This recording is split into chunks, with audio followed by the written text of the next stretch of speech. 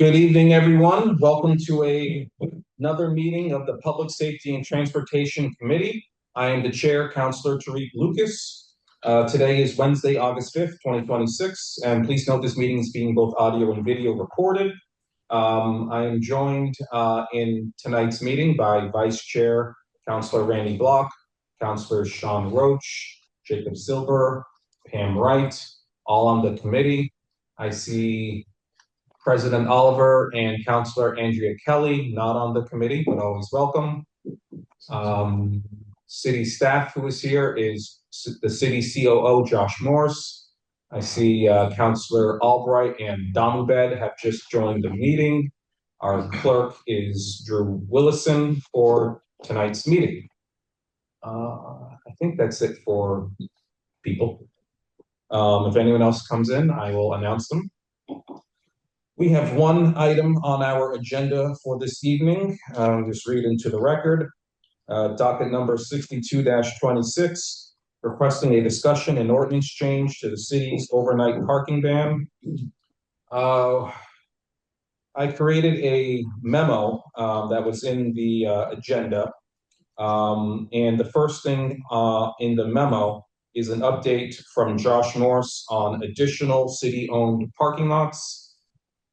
Mr. Morse, the floor is yours. Thank you very much, Chair. So to take a step back a little bit, the administration, there were many of us, but we were listening carefully to the conversations that started in PS&T, Public Safety Transportation, when you first took this item up.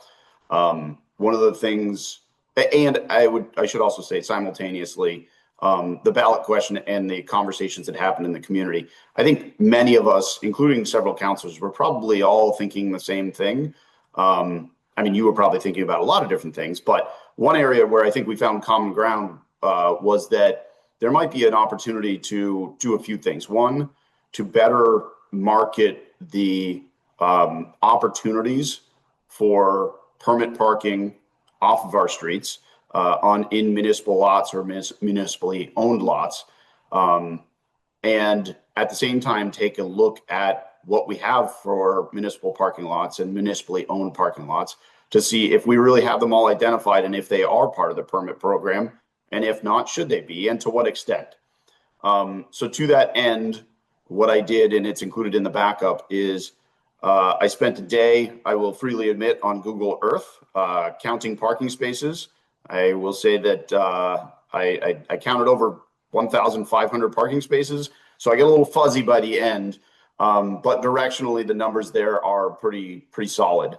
Thank you, Councilor Lucas. You pointed out one over at the Highlands Playground, and I recounted that. I think I flipped a couple numbers there, but overall, really good shape. I think what really amazed even me, who you all know I'm an infrastructure person here in the city, is we have a lot of parking in Newton. There's a tremendous amount. There are 34 locations that I identified. I would encourage anybody who's here tonight or watching this after the fact or hear about this after the fact, if there's anything that I missed, any other spots or locations that you think should be on the list, I'm wide open to suggestions.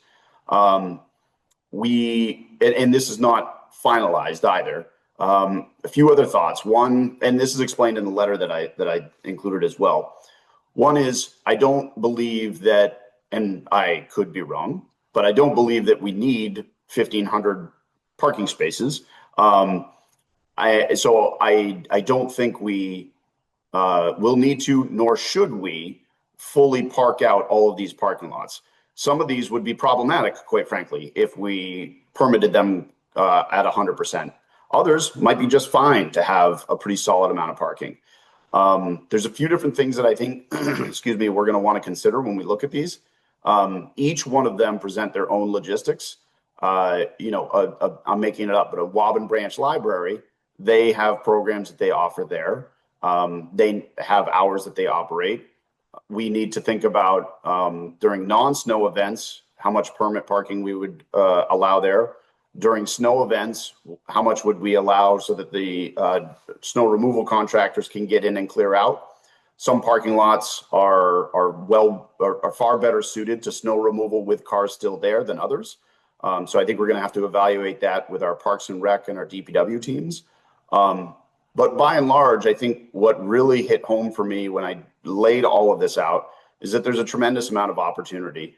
And I then took that data and I roughly crudely put it on a map. And I want to be clear, once we get a real final solid list, I would work with our IT department to do a GIS-based map, something that's a little more interactive. This was just really what I wanted to understand, almost really just two things on the map. I wanted to understand geographically where were these opportunities located, because I think that that is an important consideration when you're thinking about the portions of Newton or the areas in Newton that typically, because of how they were developed, tend to have smaller lots and less available on parcel parking. So I wanted to understand, do we have a good amount of potential public parking in those areas? And I think the other big thing here is that, the permit parking program, I believe, is only going to be as successful as it is convenient. And what I mean by that is that we may find ourselves, if there's 34 locations, it may be as simple as, having 5, 6, 7, 8 spots at 34 locations is the most beneficial, as opposed to having 300 spots at 3 locations. Because if you live in Nonantum and the lots that we make available are Cold Springs Park and I'm making it up, the Lower Falls Community Center, those are not going to help you very much. That's a long haul if you have to drive, park your car and walk back, or you have to coordinate a ride back. So what I would say is, this is the beginning. We want to have this all buttoned up and ready to go and marketed and communicated out and available on the website and made it aware through our Newton Police Department, and work with all the various user groups that are using the buildings associated with these parcels. I want this before snow flies. Some of this could require some work of the city council. I think much of this actually, I don't believe would require any city council actions, but we would have to confirm with the law department. And I have to go through each one to make sure that I'm doing this all properly. But I think the big takeaway for the committee is that, and the community, is that I think there's a lot of opportunity here. I really do. And with that, I'm happy to answer any questions folks might have. And I genuinely welcome suggestions. I look at this as a partnership with the city council and the community. Thank you very much for the update and the maps and the work you did, Mr. Morse. We're just going to have a small discussion. We have other items on the agenda for tonight related to the parking ban. I see you, Pam. But I just want to make sure everyone is aware of this, okay? Councilor Wright. I think it was in a different document. I don't see it here, but what would be helpful was somewhere it was listed how many parking permits in certain lots, and Yep. to have on this one page, and we kind of see where the heavy hitters are then that way too. That would be helpful. Yeah, absolutely. Happy to do that. I will say the other thing I'm going to be working with our police department on is the permits essentially are just scanned PDFs. And it would be nice to get those into a spreadsheet. I think it'll be a lot easier for all of us if we have data that's a little easier to use. But and it's all handwritten, scanned documents. So I tried to pump that through AI. It didn't work terribly well. I thought I saw somewhere. Correct me if I'm wrong. Oh, right there. Yeah, This is appendix 5 in the working groups. page 38. Okay, so there is that data. Yeah. On page 38. Oh, I will look at the backup. I didn't generate that though. Yeah, but it would be nice to put it onto yours where you have all the lots and how many spaces. And it'll be nice to view the two together. Got it. All right. Yeah. I will look into that. Absolutely. I just want to confirm, not that I have any reason to suspect that it's not, but I want to confirm that data matches everything that NPD has. I'm guessing it does, but let me just double check. Okay. Anyone else have a question or comment about city-owned lots? Councilor White, go ahead. So the some of the affordable housing groups are looking at taking over some of these lots. And using it for housing. And they have them ranked, what are the order and things like that. I don't know if you have that information with this, or because there's potentially that some of this parking is going to go away. I think what you might be referring to is, I believe there was a report done over the last few years prior to the current administration that identified parcels of land that might be an opportunity for affordable housing projects. Yes. That is not to suggest that anybody would be able to just take public land and repurpose it without a process that involves the city council. But I believe that's what you're referring to. There is nothing that has even begun the process with reuse or the city council or community engagement or any of that. Okay, I think their number one choice is redoing the housing in Auburndale, the senior housing. That was yeah. I think that's number one. I know up in the top 5, I think, was the parking lot in Newton Corner, and then there were other ones too. Some is actually property with housing on it, and others were lots. And there's, I think, in Auburndale there were some lots that were. Since you mentioned that, I'm pretty sure. I mean, there's parking for the residents of the development that I think you're thinking of, and yes, that was that's either number one or number 2 on their priority list. But that didn't. I don't think that involves any of these. No. Possible. No, but these lots, there were some those lots were on there. That's why I was just wondering. There's definitely multiple interests in city land. Okay, thank you. All set? Yep. Just to briefly follow up on something that you said, page 28 of the report does give a breakdown with a map of the number of spaces available right now for overnight parking in municipal lots and the permits that have been issued for them over the last year. And it coincides with the appendix 5 on page 38. So that data lives in 2 different places, in a grid and on a map. Okay, we're going to go to Council Albright. Thank you, Mr. Chair. I just wanted to make a comment about the Councilor Wright's question. As you all know, the first project that used a city lot to build housing was the Austin Street lot. And the goal was not to take away public parking. The goal was to include public parking with housing. So I think that the work that was done by the Affordable Housing Trust to identify places where public housing or affordable housing could go did not mean that we would take away spaces, because I think we're all aware that in many places in Newton, there's not enough public parking. So I think the idea is to do something like what we have done in Austin Street, where there's parking above the parking lot. And so the housing above the parking lot. Pardon? You said parking above the parking lot. Parking above, sorry. Yes, exactly. Housing above the parking lot. Parking above the parking lot would be interesting as well. No, but I mean, nobody wants to take away parking spaces from the few parking spaces there are in some of our communities. So I want to make Councilor Wright feel good about the fact that we're trying to increase housing and keep the parking at the same time. It's not a one or the other, it's a both.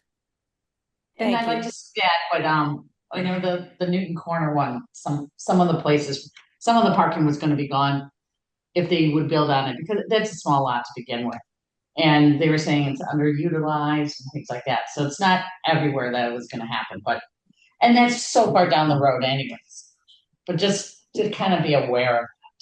Of course. All set, Council Albright? Oh, yeah, you're all set. Okay. We're gonna go to Counselor Kelly, then Counselor Block on parking lots. Thank you, Mr. Chair. Give me direction on how you want this to go. When would be the best time for me to speak? I have brief but assorted comments on the work of the working group and on this topic altogether, not just about parking lots. Are we talking just about municipal parking lots and Josh Morris's suggestion at this time? Yes. Okay, I will come back to me when I can make a more assorted general comments about all of it. Thank you. Okay, just so you know, in the memo, it's in the agenda, we're gonna more or less go in that order. So whenever you think it is appropriate, or whatever you're gonna say, so it matches up with the topic.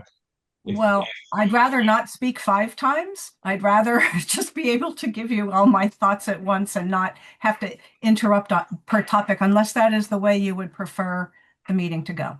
I would, yes, if you can try to do that, please. Okay, my thoughts on the parking lots then, right, for this second are several. One, I appreciate Josh Morse and his can-do attitude and his knowledge of all of this, for sure.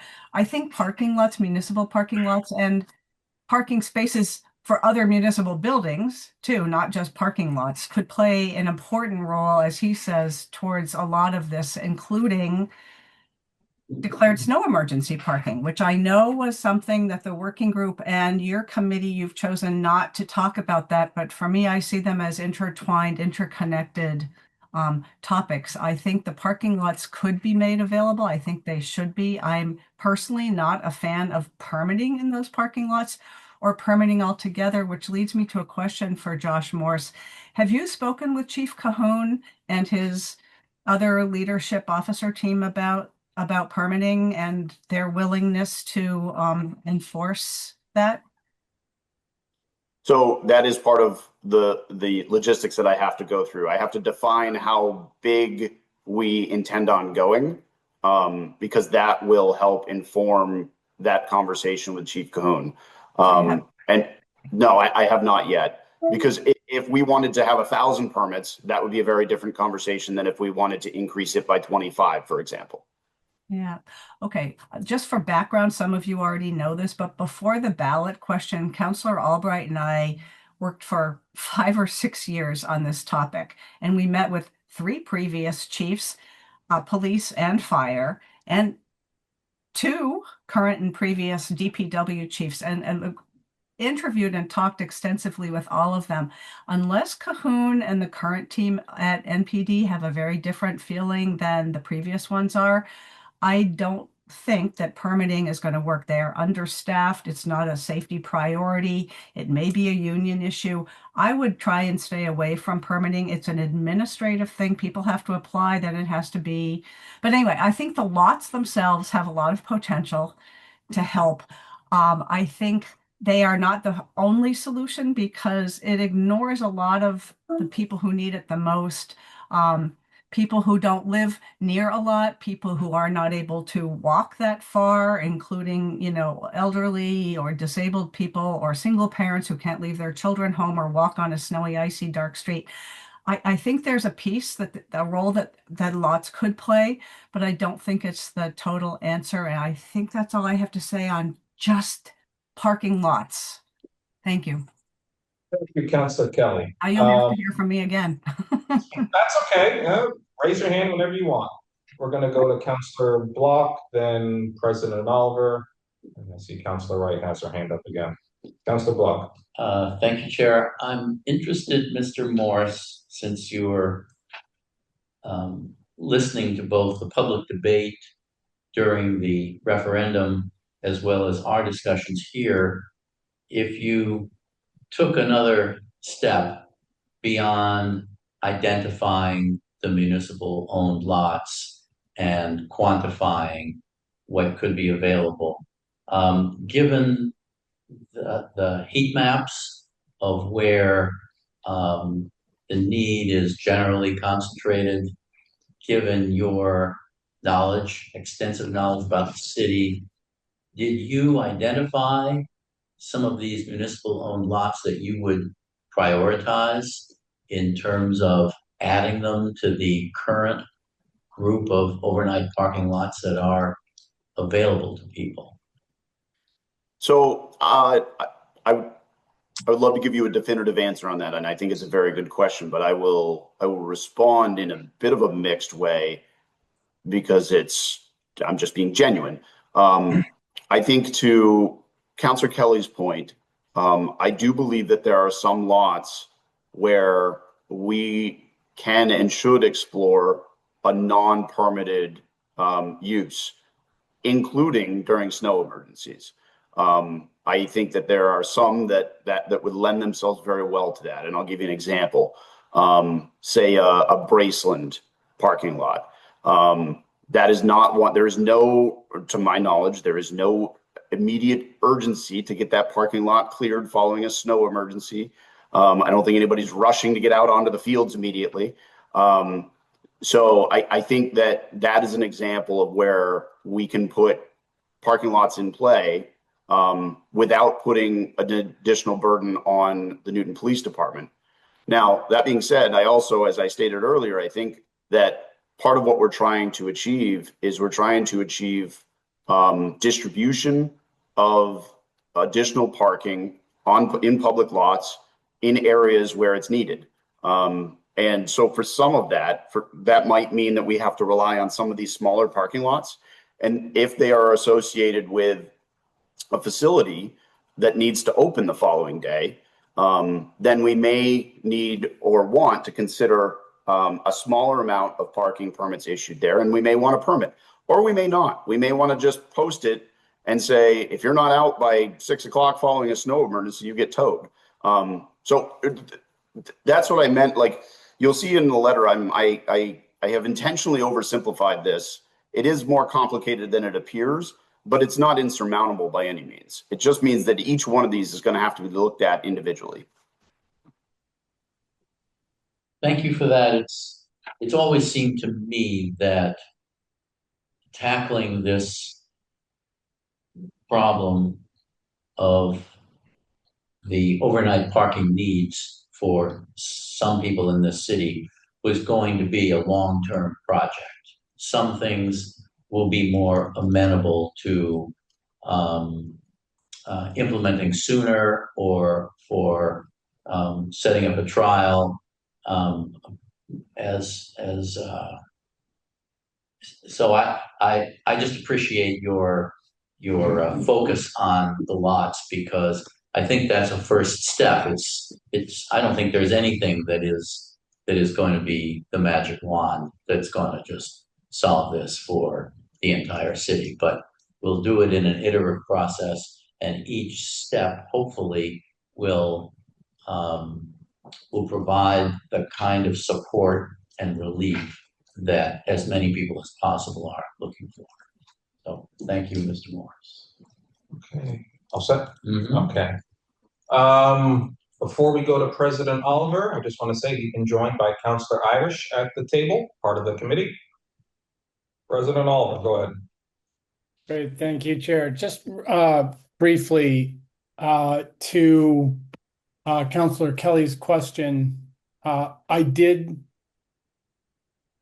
take it upon myself to go and talk to the chief in very broad strokes just the other day about the notion of, well, hey, what if and how would and what might happen? And are you thinking about, or please get ready to think about and reply to questions like, how could you support this? How could NPD be ready for certain enforcement issues? You know, and I did bring up the separate topic of, because not unlike Councilors Kelly and Albright, I've also heard that there are contractual issues in some of the activities that NPD, or that we might eventually be asking of NPD, and perhaps we don't have to ask NPD in certain cases. And I wanted to start the ball rolling in terms of the, well, what if some of these things start to come to fruition and we get closer to asking the question, can you support this? And can you support 1,000 permits? 500 permits, 20 permits, kind of an approach, just to kind of make sure, really for no other reason other than to kind of make sure he was aware that eventually, I suspect, some of these questions are going to land on his desk. He, without putting any words in his mouth, he was like, "Yep, got it. Not one of my top 3 priorities right now." But he's like, "I am tracking it. It's something we are paying attention to." He hadn't heard about the contractual concerns, but he was taking notes the whole time. So I am certain that in the hopefully relatively near future, we'll be able to, include him in a more kind of productive conversation once he's had a chance to kind of look into some things and talk to his team. But anyway, I just wanted to put that up on the table because, yes, the conversation with NPD is kind of, it sounds like it's kind of coming at him from a couple different perspectives. That's all I had, Chair. Thanks. All right. Thank you for the update. If I could just throw in my 2 cents on the city-owned parking lots, is I think we should look at the ones that are around neighborhoods and villages that have parking shortages and a lot of parking tickets from the last 3 years, and that information is in the heat maps in the working group report. In particular, Upper Falls, Nonantum, Newton Corner get a lot of tickets. We should try to maximize the parking lots in those areas. That would be beneficial to the folks who live there. And I understand there's an issue on enforcement with the police, and I get it, it's going to be a lot of work. But in areas, for example, Lower Falls has 10 parking spaces, but there are no tickets. If we were to open up that one at the Hamilton, that would, for example, be no permit, first come, first serve. And that's just one example of something that we can do, which is not overly work intensive of the police to issue a permit and then make sure it is being followed. But other than that, I do like the idea of expanding the parking lots. And I understand we're going to have more discussions online and offline about that. Does anyone else have any comments on parking lots before we move to the next topic? Councillor Wright. Kind of following on with you on that is like the Chapel Street, in the data, they had 23 permits for 25 spots.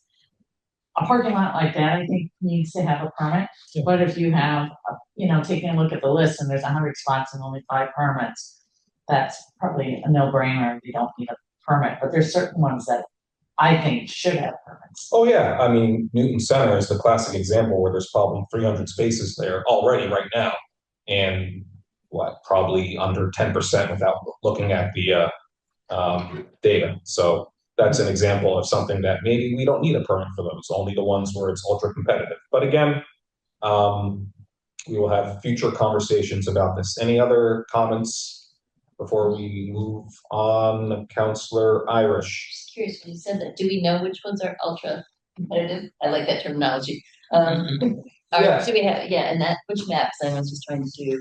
It's on the page. Yeah, that's right. You can go to page 28. Okay, or you can go to page whatever 38. 28 and 38 will give you a good breakdown of just how competitive they are. There's really only one that's very competitive. That was what just to we need to make sure this data holds up though. I mean, this is from last year. Yeah, but yes, just the permit percent of capacity doesn't mean that there aren't people already there without permits. Exactly. And we'll have to get it. Yes. Of course. Councilor Silver. Yeah, I'm trying to understand why there's a concern about permitting competitive lots? That's my next thing. Sorry. Yeah, that's right. Actually, like that. Permitting, Why do we want to permit competitive lots? we want to make sure it's where it is competitive, the ordinance and the rules and regulations are being followed. Well, also it's easier if a person lives near the Chapel Street lot and they have a permit there, they know they should be able to get a spot there versus going much farther away.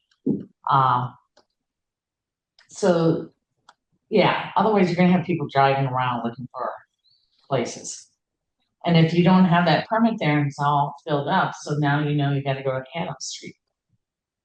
Okay. Yeah, like if you sign up to get a permit, you should be able to park there. That's why I wanted to. I mean, versus a no permit system. Right. A no permit system, like Is that free example or up? would be Lower Falls and Newton Center. Example. Okay. Sorry, I guess I misunderstood. I thought you were Okay. saying that Newton Center was a concern for permitting. Oh, No. Okay. That has 300 spots, that is not. More or less, Okay, yeah. that's what I'm, Yeah. okay. If I'm doing the math correct, I don't know. That is not primary, it's not used very No, heavily. no, it isn't. For overnight parking. For overnight, right, so just that I was fun, but it's just so large. That finding, really identifying which ones are, and I was sort of getting to the point of the argument for permitting in terms of thinking about enforcement and all the issues related to it. But if there's just a small handful, that just something to consider, whether thinking about the burden on the police in terms of enforcement makes more sense to limit the. If I may, Chair, I just a couple quick things. If nothing else, just a disclaimer, because in case somebody's listening to this, I think some of these comments are excellent, and they raise a point that there is a reason why I did not approach Chief Cahoon yet with this. I do not want to create, to the council president's point, the chief has a lot of things on his priority list. This is a little ways down. The end result may actually be something that is easier for the police department. So I do not want to create, I don't want to create a higher priority item for the chief when he has everything on his list that may ultimately end in something that is actually a win for the police department. At the same time, a couple very quick things. Whatever we do, I want anybody from the police department who's listening to this to know that even if it is something that we perceive as an improvement, it will be something that you all are part of that decision-making process. We are very early in this. So good, bad, or indifferent, whatever direction we go in, you're going to have a seat at that table. And for any of these lots that are associated with buildings that have users, like you hear the Lower Falls Community Center, if I'm the tenants in there and I'm hearing this conversation, I'm nervous about my ability to open the following day. So please just rest assured, we will not make any decisions on any of these locations without talking to each and every person associated with each and every location and all of the departments that are involved in this. But again, I think there's a way to do this in a manner that actually makes it a lighter lift across the board. But I need to go through all of this process before we get there. Okay. Oh, Councilor Albright, you just put up your hand. Just a quick comment. I thank Mr. Morse for his last comments. And I just want to add that I think parking lots are not the essential end and solution for this problem. There may be some parking lots that work very well, but we all know that not everybody in Newton is accessible to parking lot, these public parking lots. So it may be part of the solution, but it certainly isn't the main solution. And I appreciate the comments that you made, Josh, about the police and so forth. So thank you for that. Okay. So I'm going to table the parking lot conversation for now. Will certainly be brought up again at a future meeting and future meetings this year and next year. The next thing we're going to try to tackle is angled parking. I had an email with David Kosis, who's in DPW Transportation, Chair of the Traffic Council. And I wanted clarification as just to what angled or perpendicular parking stalls are currently available and could be available right now for overnight parking. Right now, it's just the 25 spaces on Chestnut Street between Oak Street and Linden Street. Councilor Irish, I'm sure you know where I'm talking about. In Upper Falls, and that's alongside the Upper Falls Greenway, because those 25 parking stalls are perpendicular to the sidewalk or to the curb. And those are the only spaces that are allowed for overnight parking right now with a permit. According to our data, I believe only 6 of the 25 parking stalls have a permit from last year. And just if I could, when we go to our map of all the places that had tickets, Upper Falls, I think I want to say was like number 2.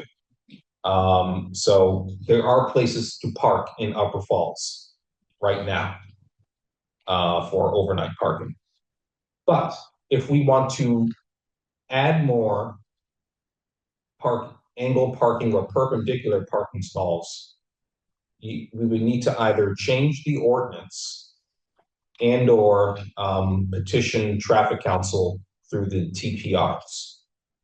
So I just want to get a sense from the committee and non-committee members, of course, if we should go in that direction, potentially changing the ordinance to allow angled parking.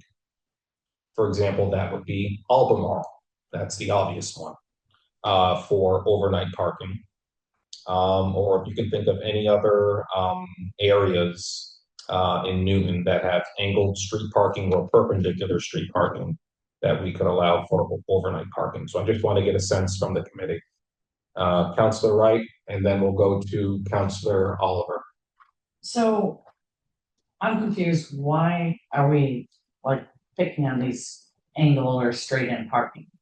Why that and not other places? Why is this considered different from regular parking? Because right now it is allowed perpendicular. Well, like Washington Street, there's angle parking on Washington Street. I had an email of David Kosis about Washington Street. That's where the train station is. Mm-hmm. It's going to be under construction for 2.5 years, and we're probably going to lose them all once it's done, perhaps. Well, not all. Not all. About 10 of them. Yeah. But why didn't you include that? I mean, are you looking at all places in the city for angle parking? Angled or perpendicular. Yeah. So it's just, do we want to change the ordinance and or petition traffic council? So what's the benefit of allowing parking in those areas versus just regular street parking? I don't understand why you're pulling this out separately. Well, that's what the working group mentioned in their report, so I'm following up on it. One. And then again, if I can just go back to the map, page 27, I think 26 or 27, where it has the tickets, page 27. Mm-hmm. I said Albemarle. I mean, going off what Josh Morse said earlier,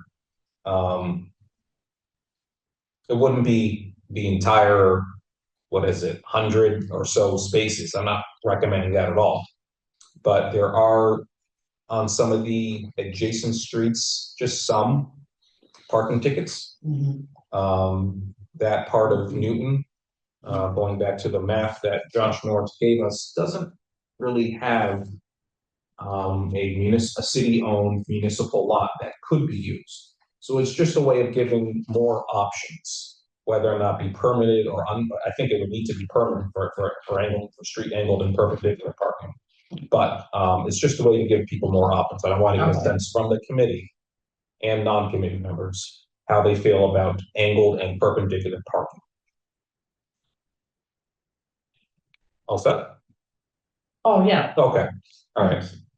Did I say President Oliver? Yeah. And then we'll go to Councilor Irish. Thank you again, Chair. So theoretically, the idea is interesting. It's worth exploring. Angled parking being available overnight, year-round. My question or comment, really the reason I raised my hand, had to do with specifically with Albee and the parking, between Watertown and Craft Street.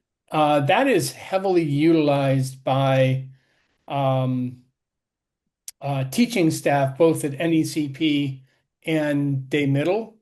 So when we get to kind of figuring out like how do we make that work, I think that was one of those locations that would fall under the category of, yes, heavily used, and assuming, of course, that said snowfall might not or could close the schools. We'll have to take that into consideration when we talk about Albemarle, because after a snowfall, while people might not be clamoring to get on the fields, people might be clamoring to get to work at our schools. But anyway, just wanted to put that out there. I heard Albie, and it set off a little flare for me. But there you go. Thank you, sir. Counselor Irish, and then we'll go to Counselor Kelly. I'm just curious because I do know those angle lots quite well, and I'm surprised that they chose angle lots as allowing for overnight parking because they're not often plowed, and that's where the snow is pushed towards. Wait, hold on, I just want to stop you real quick. You mean Chestnut Street? And Chestnut Street. Yeah. Okay, so they're I want to be clear on language. Perpendicular, yeah, not angle. They're perpendicular, Yeah. yes. Yeah, and right. I did notice I know there was this year was unusual, but they were not plowed often because it was a way to just get the streets plowed. Yeah, yeah. And because the parking is right there, they were sort of the last spots to get plowed this year. So I was wondering why they were adding, because it would seem like that is a space for the snow to be, pushed or stored over there. As parking lots are pretty easy to plow. They're not impeding any passageway or any roads or anything. So I was just sort of surprised that they were allowed on the perpendicular, where that is often where the snow is stored and pushed to the side. So in Upper Falls on Chestnut Street, those 25 spaces, that was an act of the traffic council that approved that. Mm-hmm. Why they chose that, I don't know why. Okay. Lack of plowing is in concern. If folks can't get out of their spaces, but or their spaces even. Or that's what I noticed, that they weren't, this past this past winter, Mm-hmm. plowing was. Mm-hmm. I think we had maybe 4 or 5 days worth of snow emergencies. It was plowing was difficult everywhere. Mm-hmm. So I was just more curious the rationale behind selecting, but it seems that maybe we have to go to traffic council to find out a little bit more about that. Mm-hmm. Okay. That's all. What did I say? Counselor Kelly. Thank you. Just 2 quick comments on Albemarle while we're still there.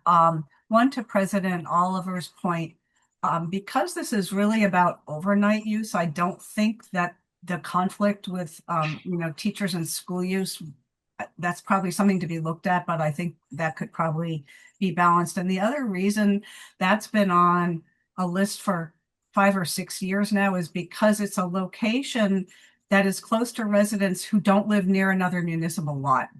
Albemarle and the Ed Center over here in my neck of the woods, North Side, West Newton and Newtonville, they don't have access to a lot. And so we've been suggesting for years that maybe Albemarle and or the Ed Center could be made available for residents who live over here who can't get to a municipal lot. So those are just 2 positive points about considering Albemarle, whether it's angled or not. And angled is only on the east side, on the Ward 2 Newtonville side.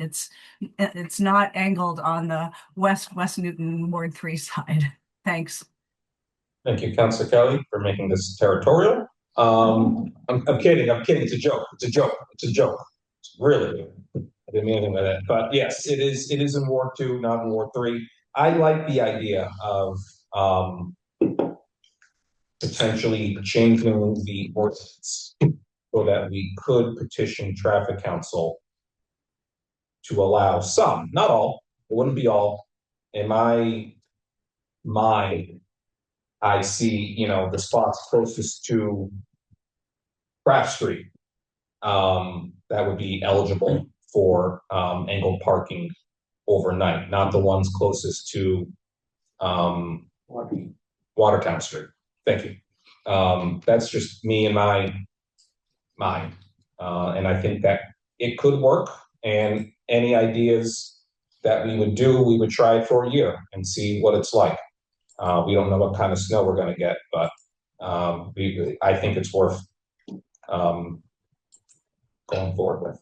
Any other comments or questions on angled parking? So what is the outcome of this discussion? I just want to get a sense from the committee if they have an appetite for changing the ordinance, again, through a straw vote. Yep. And I'm going to ask everyone to participate. The 6 of us who are here. If you have an appetite for changing the ordinance to allow for angled parking or perhaps other perpendicular parking stalls in Newton so that one could petition traffic council. That's what I'm hoping to get. Okay. Sounds good. All right. Councilor Block. Something that Councilor Wright said at the very beginning of this still keeps resonating with me, which is why the perpendicular or angled nature of parking. Why is that significant other than there's a limited number of locations like that? How is that different from just street parking? Parallel parking, in other words. It is easier to think about the perpendicular and angled parking and just sort of think about them as a group. And I'm not opposed to that, but the closer we get to just opening up parking on a street for some length of it, short or long, to me that's the most that has the potential for having the greatest unintended consequences, and I'm not so sure that the same unintended consequences wouldn't also apply to these perpendicular or angled parking. Like what Councillor Irish said, Councillor Irish knows that the greenway parking spaces are used for snow storage. I don't know what other angled, or if there are other places perpendicular parking, if they're used for snow storage. I've been thinking about this snow storage thing. I think that is a sort of hidden need that obviously we need to have, and it got really stressed this past year. So we need to keep that in mind as we go down all the list of stakeholders that Mr. Morse was kind of saying, everybody's going to have a seat at the table. Everybody needs to have a seat at the table. The snowbank lobby, I don't know who they are. The snowbank or the snow clearing lobby needs to be part of that conversation too, so that we don't inadvertently hinder their operation. Yes, thank you for mentioning that. Just so we're clear, the snowbank lobby, you mean DPW? Right. I guess. Right. Yes, DPW would certainly be a right. participant, but maybe not the only participant in that. Okay, I think you two put your hands up at the same time, so I think you already raised your hand on this, right? Councilor Silver.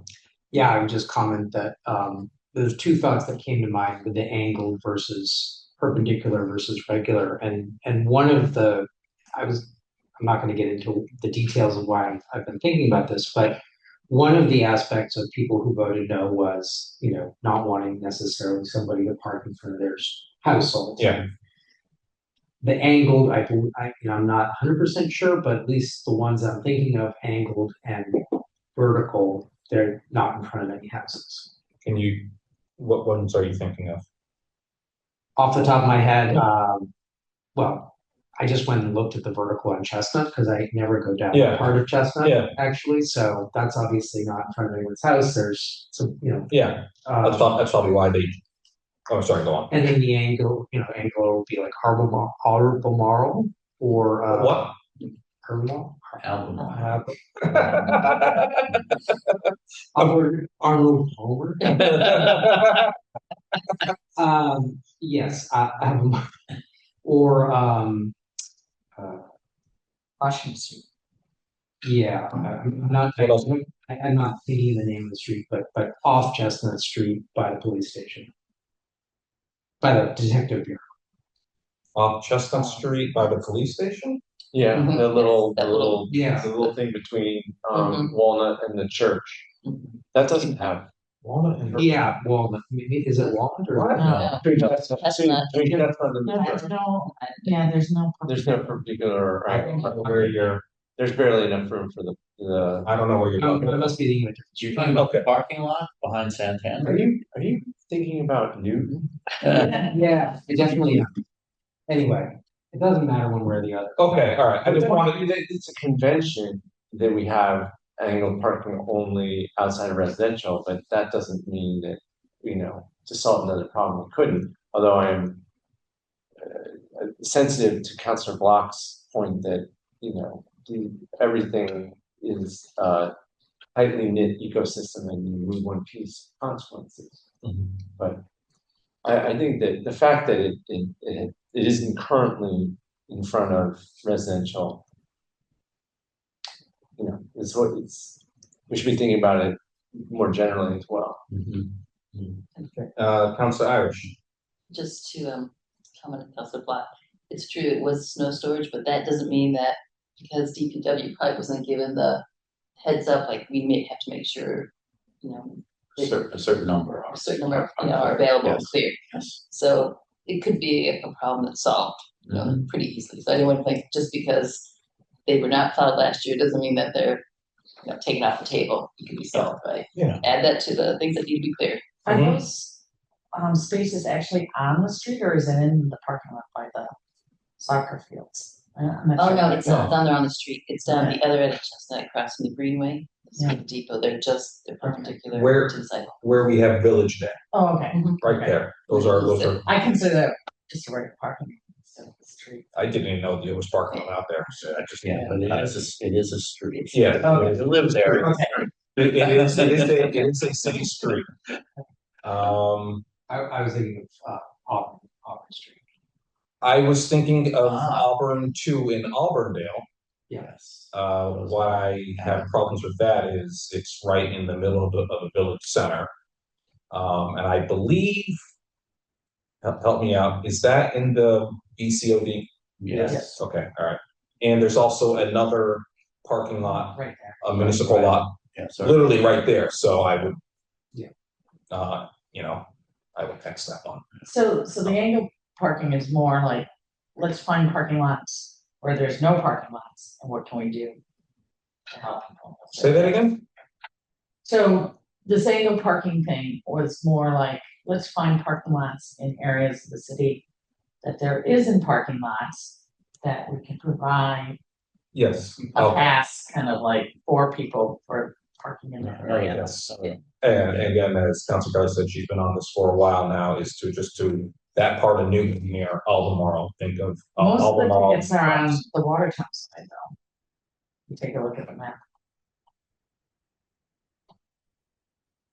And in closer you get to Newtonville, you have the Austin Street lot.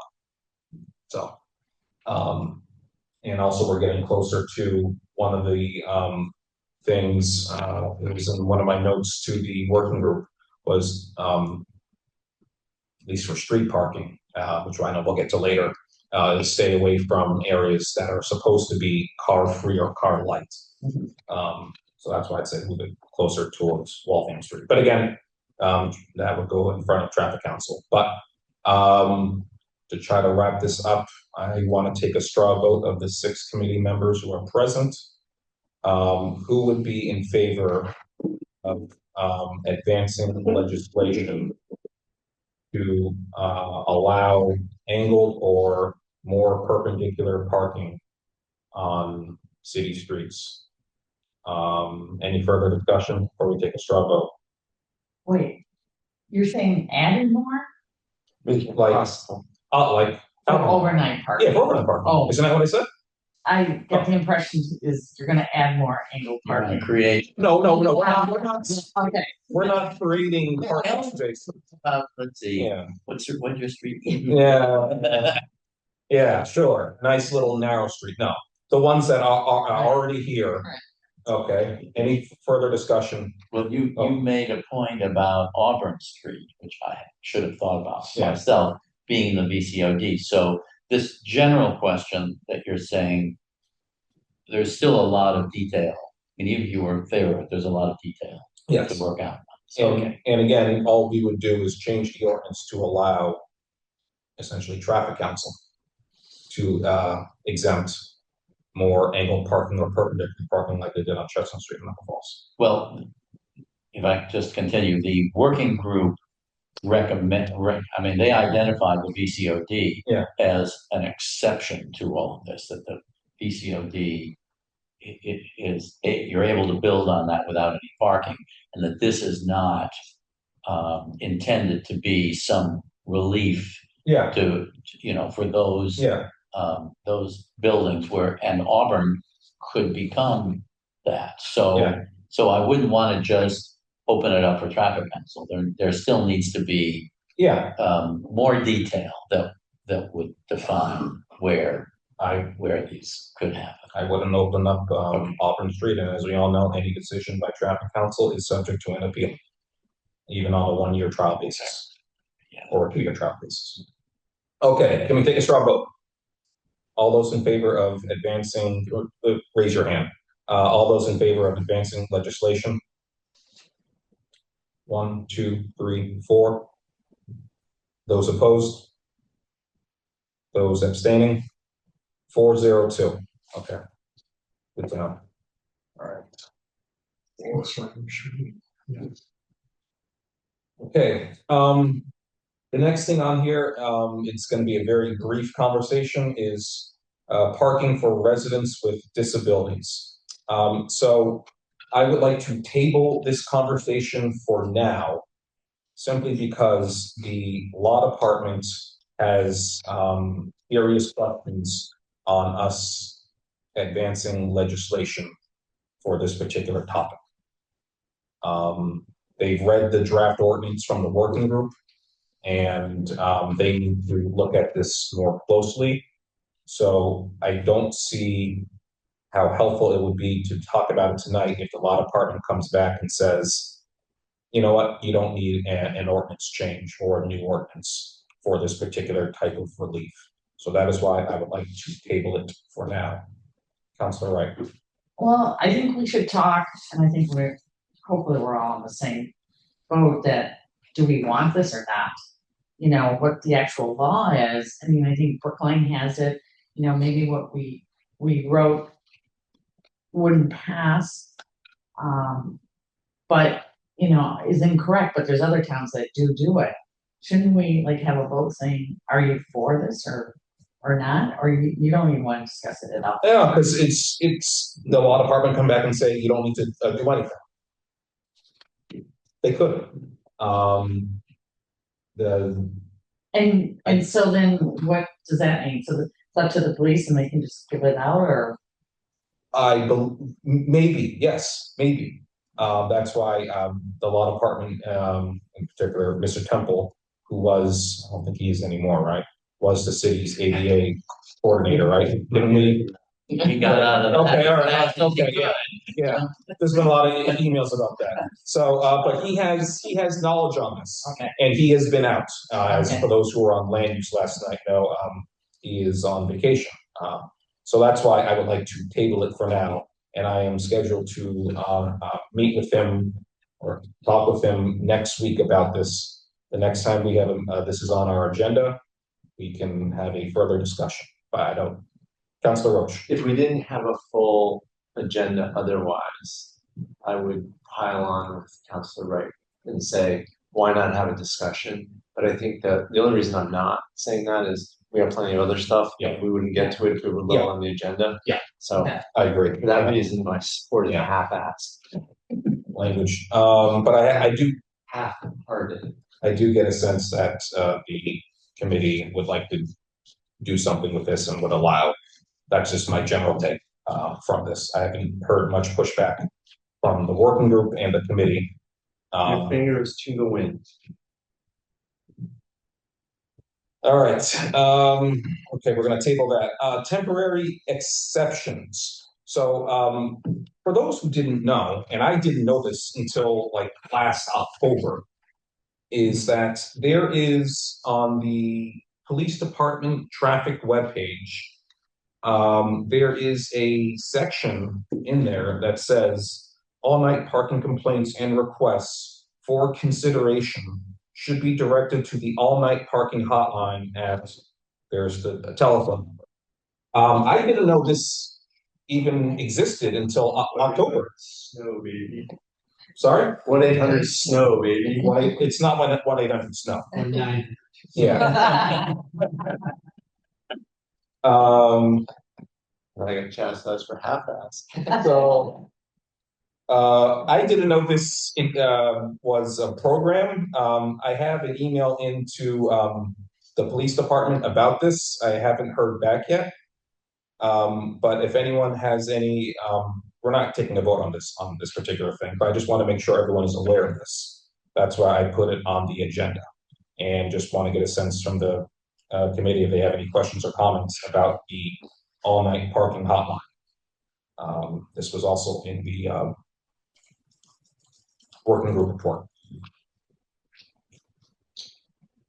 Councilor Wright. So are we gonna decide as a committee who has, so right now it sounds like we give the police the responsibility to Yes. decide to do that. Yes.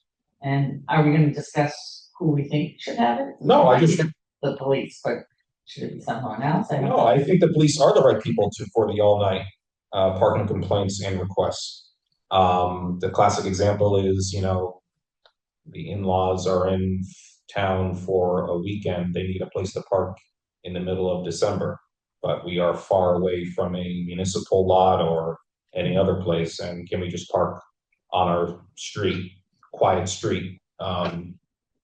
Police will, I haven't heard back from the police department, but I think- that's the classic example that I can think of. But if we give that responsibility to the police, I think we should be clear what's considered and then for how long that are good requests. I don't want to see that go for the request that, I have no parking. So every day or every week I call and I want to get permitted on the street. I think there should be some parameters around that. So you are saying you would like to come up with guidelines to give to the police for these type of requests. Is that what you're saying? Yes. Okay. Two separate thoughts. One is, I think the police make the most sense to administer this, because then there's close communication between whoever's administering it and whoever's enforcing it, and so that makes sense. Mm-hmm. I am also supportive of Councilor Wright's feeling about having some sort of criteria. Where I would like to start, though, is to get data from the police department to say how often and in what circumstances and who are the frequent flyers. Yeah. So can you make a request on, through the chair to the chair, can you make a request for data? Sorry, I'm asking you to follow up with the police. I have an email.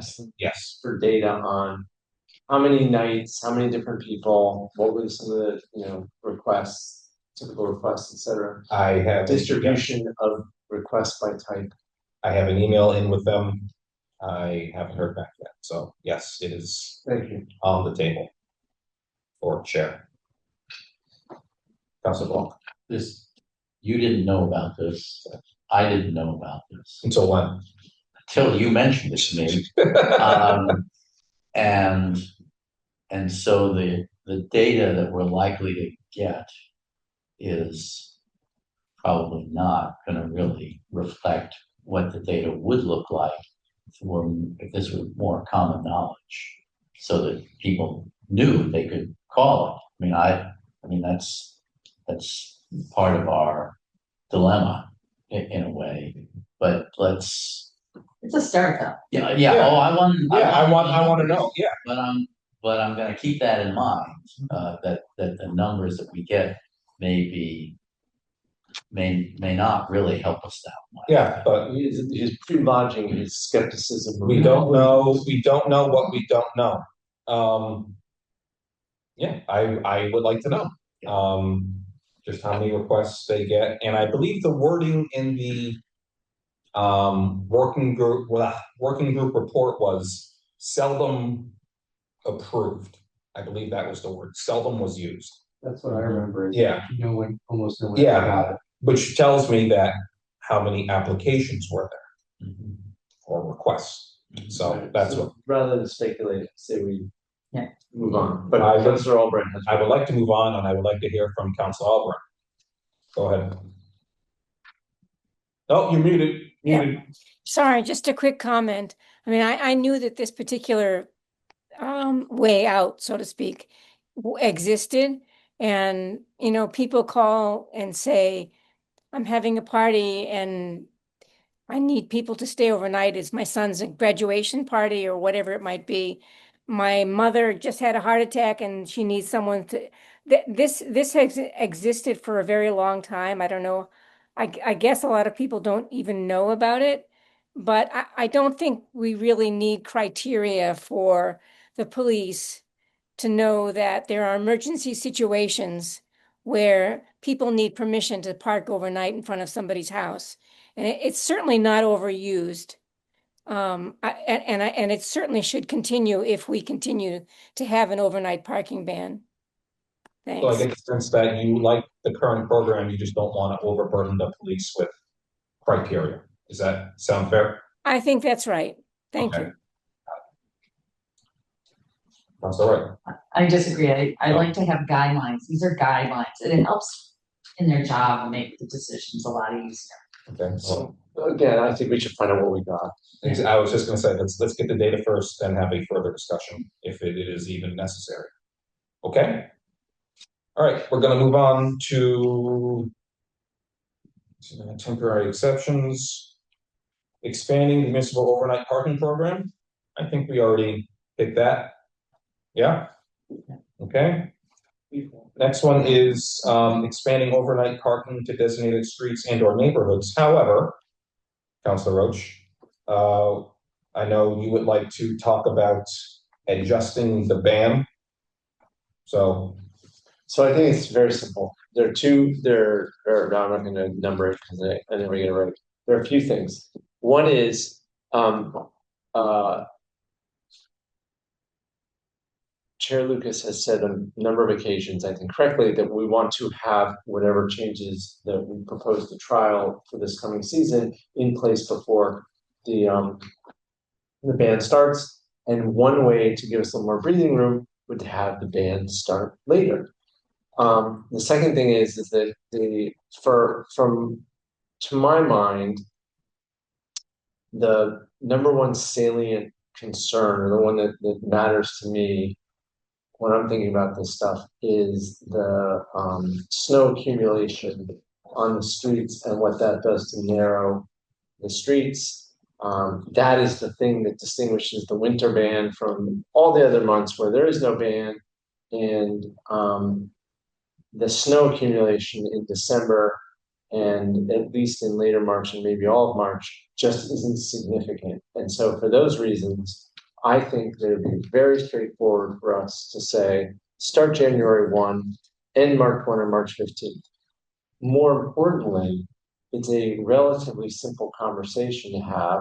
There may be folks who are strong one way or the other, and it may be that a vote in the council decides not to extend it, but we can dispose of that as a docket item fairly quickly. I think we should simply say, we have a docket item.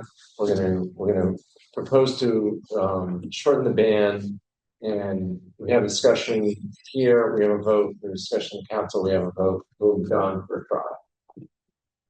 I'm just there. Keep in mind, I've supported you twice tonight. I know. Before you cut my leg down. I just hold on. You gotta raise your hands. Can I just respond to you? Yeah, absolutely. You're done? I'm done. Okay, so to what you were getting at, my opinion, again, I'm not the clerk's office or the law department. The current docket item could suffice. Requesting a discussion and ordinance change to the city's overnight parking ban. So all you would just, So my question back to you would be, could we do that as a separate vote though? Because I'd like to just tee it up, have it voted, and then we could dispose of it without having to work through all of the other aspects that are covered by the document. So for instance, could we have a motion to first hear and then full council, motion to shorten the ban, vote on that, and have the remaining body of the docket item be held? you're asking, I believe what you're asking, just to help you out, we could do a parens B or 2 or whatever. Yeah. Whatever we So if we break it up with a parens or as a separate docket item, that's a nicely for the city clerk and staff to work out. But the point is that we could dispose of that relatively So quickly. Yeah, And then we would have done that, gives us a little more breathing room on the other stuff. okay, so can I just try to help you out? Yeah, you're meeting, dude. Dude. Counselor dude. Yeah, Chair dude. Counselor Dude. If this does not suffice, the actual docket language and whatever, Yeah. you could always docket something new if you want. Nothing stopping you or anyone else to have language in there to shorten the ban. Okay, so let's talk offline about this, including the clerk's office and the city solicitor, to see what is the best mechanism. I'm less concerned about the mechanism and more about the meat and the policy of it. Okay, all But I right. appreciate your concern. Okay, so you want to, so are you all set for now? Yes. Okay, so we're gonna talk about shortening the ban to either 2 or 2.5 months. That's, I think, Yeah. the opening bid. Okay, all right. Who put their hand up first? Counselor Wright. Quickly. Yeah. This seems like a really easy thing to do, but it's a lot more complicated and a lot more expensive, and I think we should get the cost for it. You have to change every sign coming into the city to put the dates of the overnight parking ban. So you need all those signs for all the streets coming into the city to change that. Right now, the police don't really enforce around the Christmas time anyways, so they don't really enforce it until January. Now, I understand why you want to do it, so we get more time to get our other fixes in. But I think we need to take a look at what the cost is also to do that. I will find that out. Okay. Does anyone happen to know how many actual signs I will count there them. are? Go to Google Maps. All right, TBR. that'll be your homework assignment. Counselor Block put up their hand, and then who else put up their hand? Silver. I do not think it is a good idea to lift one of these items, however strongly someone may feel about that particular item. Lift that out and sort of fast track it while we continue to talk about everything else. I think the working group sort of looked at all of these things together, and I think we should too. I mean, people can docket whatever they want to docket.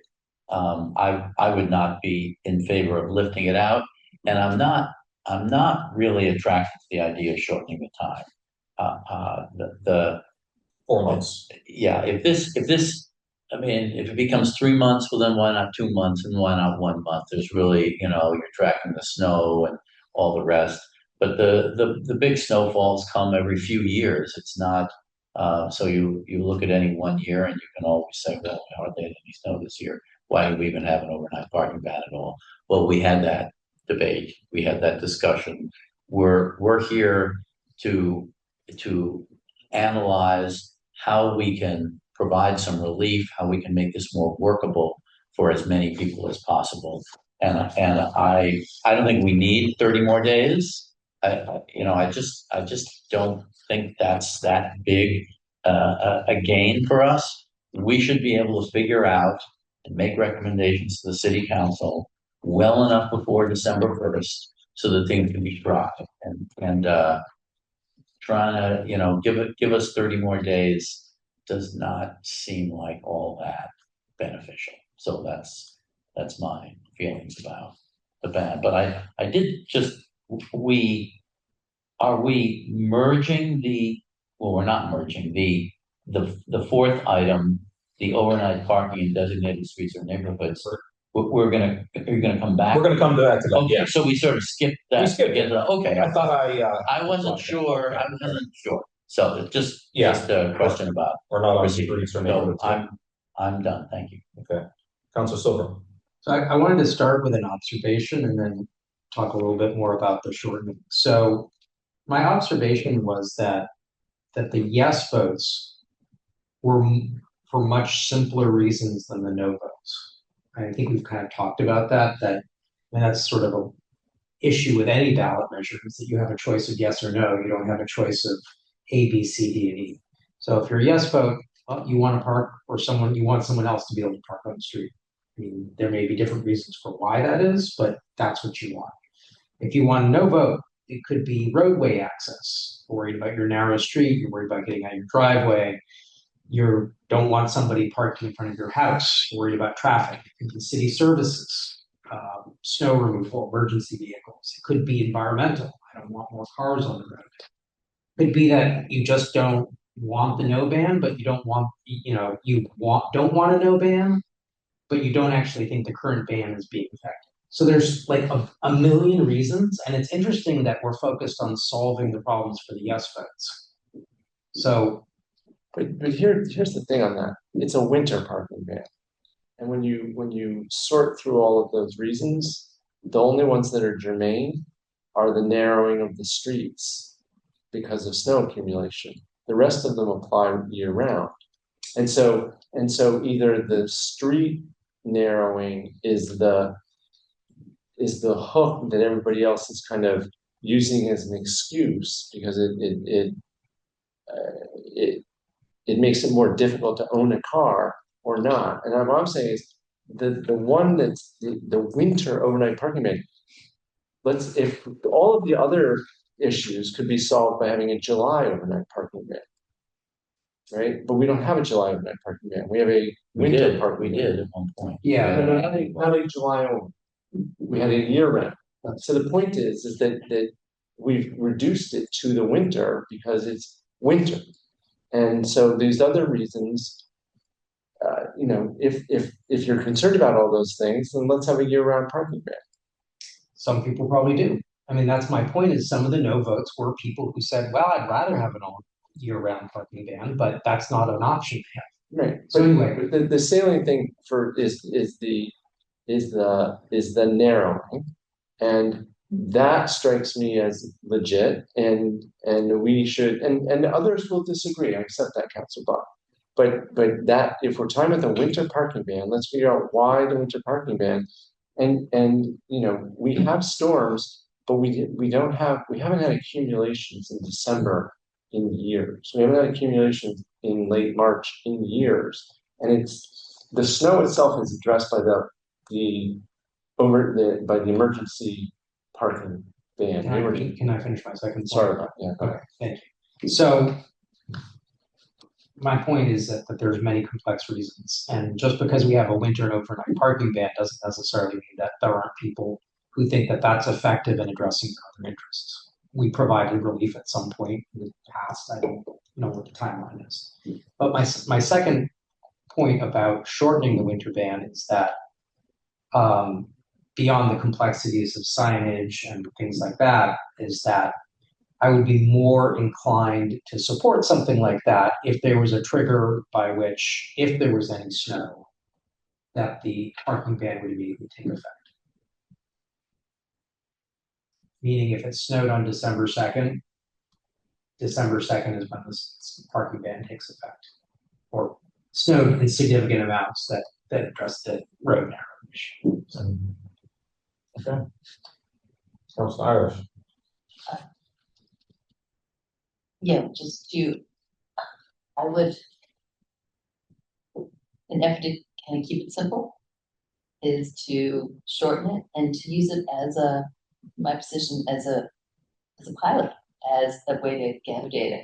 And to the point, if any pilot, if going into it, we know what we're looking for, and if anything were to happen, it ends. Like with anything, this isn't working. We're trying it. Something happens. We get a huge snowfall. Okay, it doesn't make sense.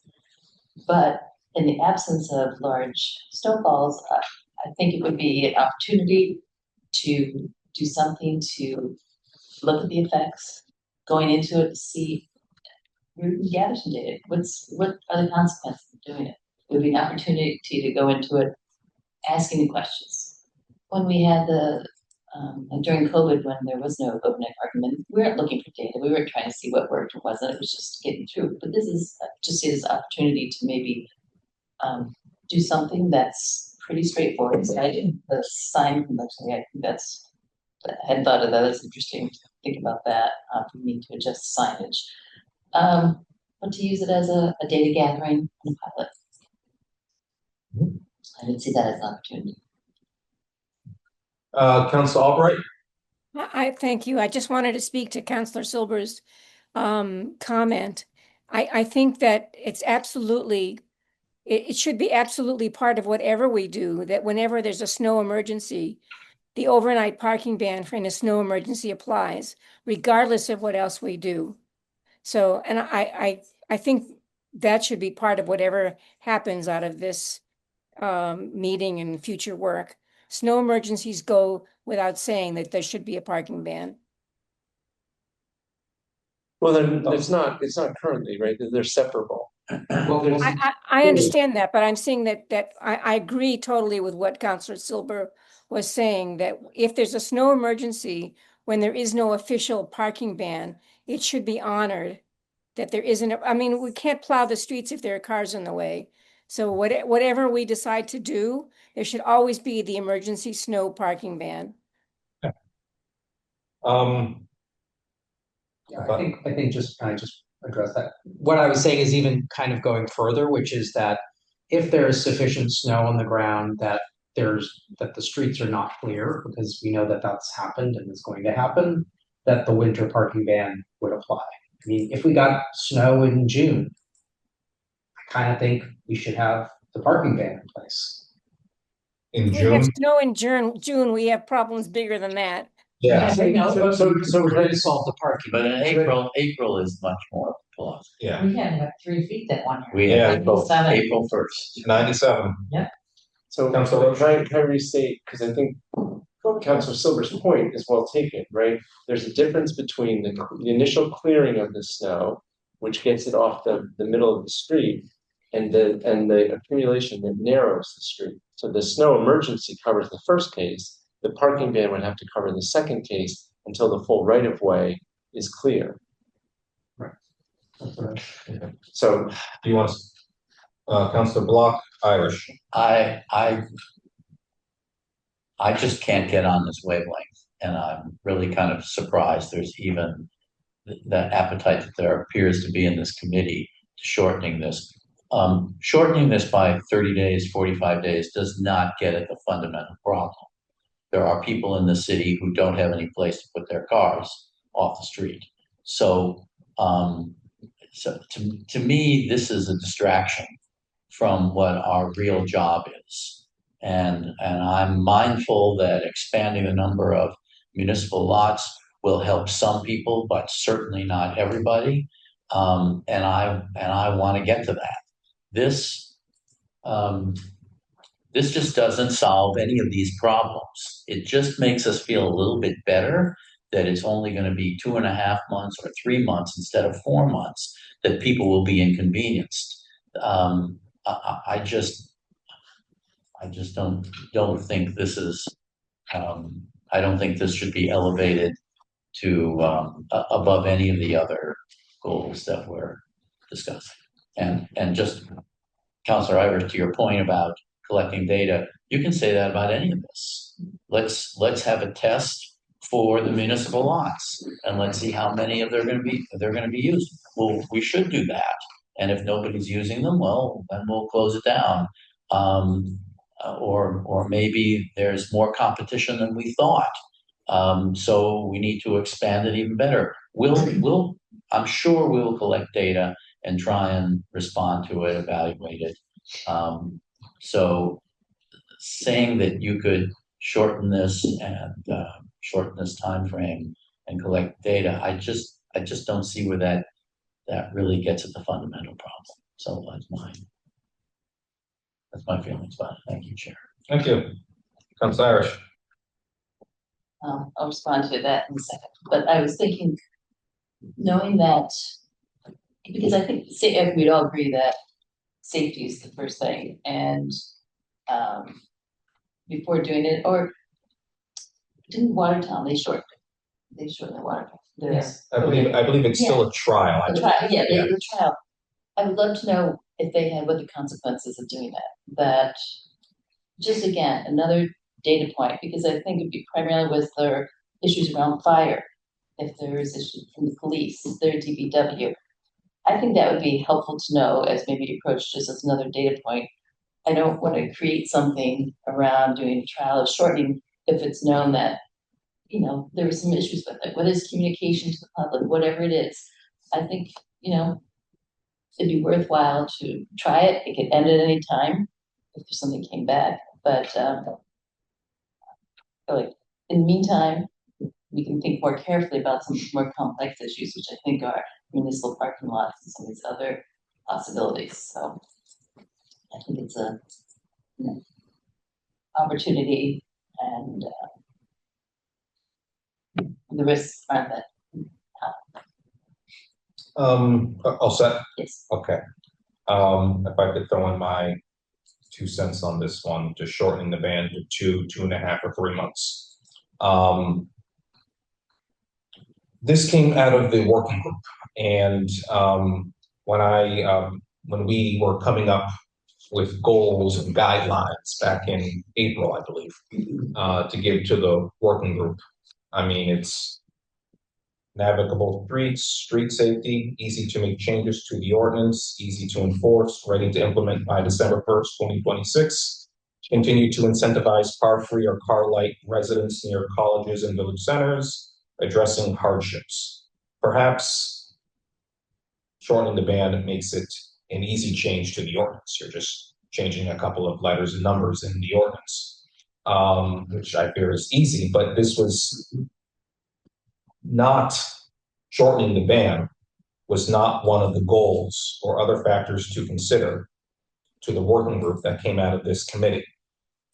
How much work the working group put into shortening, coming up with the idea to shorten the ban from 4 months to 2 months.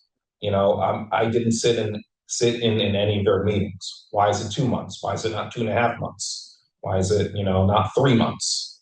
I don't know. But shortening the ban also goes against what happened last November, when more people than not said to keep the ban at 4 months for various reasons, probably, as Councilor Silver mentioned. But the fact of the matter is, more people than not said keep the ban at 4 months. And that was the will of the voters, to keep the ban in place. 9 months later, I think we're 9 months later, we're now going to take a straw vote to potentially slightly reverse the election. I have no appetite for that. Zero. I think the ban should be 4 months, 2 a.m. to 6 a.m. That is the ordinance. That is what we voted on. So I am not ready to change that at all. That's all I have for my 2 cents. So let me ask, Councilor Roach. how the ban as so all of the elements of the ban as they exist now are the ordinance and the effect of the ordinance, the length of time, where it applies, the lack of hardship. There are all sorts of every element of the ban is the ban until you start to break it apart. And so if you say the voters voted for 4 months, they also voted for our existing parking structure and our existing permitting and our existing access to municipal lots and our existing hardship exemptions, et cetera, et cetera. So anything we do to lessen the impact of the ban is, by your logic, I think, contravening the will of the voters. And I'm suggesting, and I think the working group is suggesting, and frankly, the fact that we're talking about this is that we are trying to divine what the core aspect of the ban is that causes enough people to vote no against repealing it, while addressing some of the concerns that people have who wish to repeal it. And I think, and this is all politics, right? So we make decisions based on what we understand the will of our constituents are. We're going to have different views on that based by a whole set of factors, and we will all face consequences for getting it wrong, right?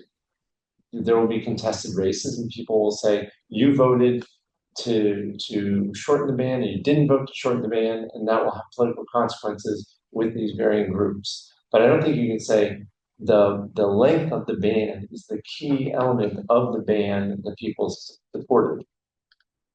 I think we have heard repeatedly that the concern is about safety, and the concern about safety is a product of snow accumulation narrowing the streets.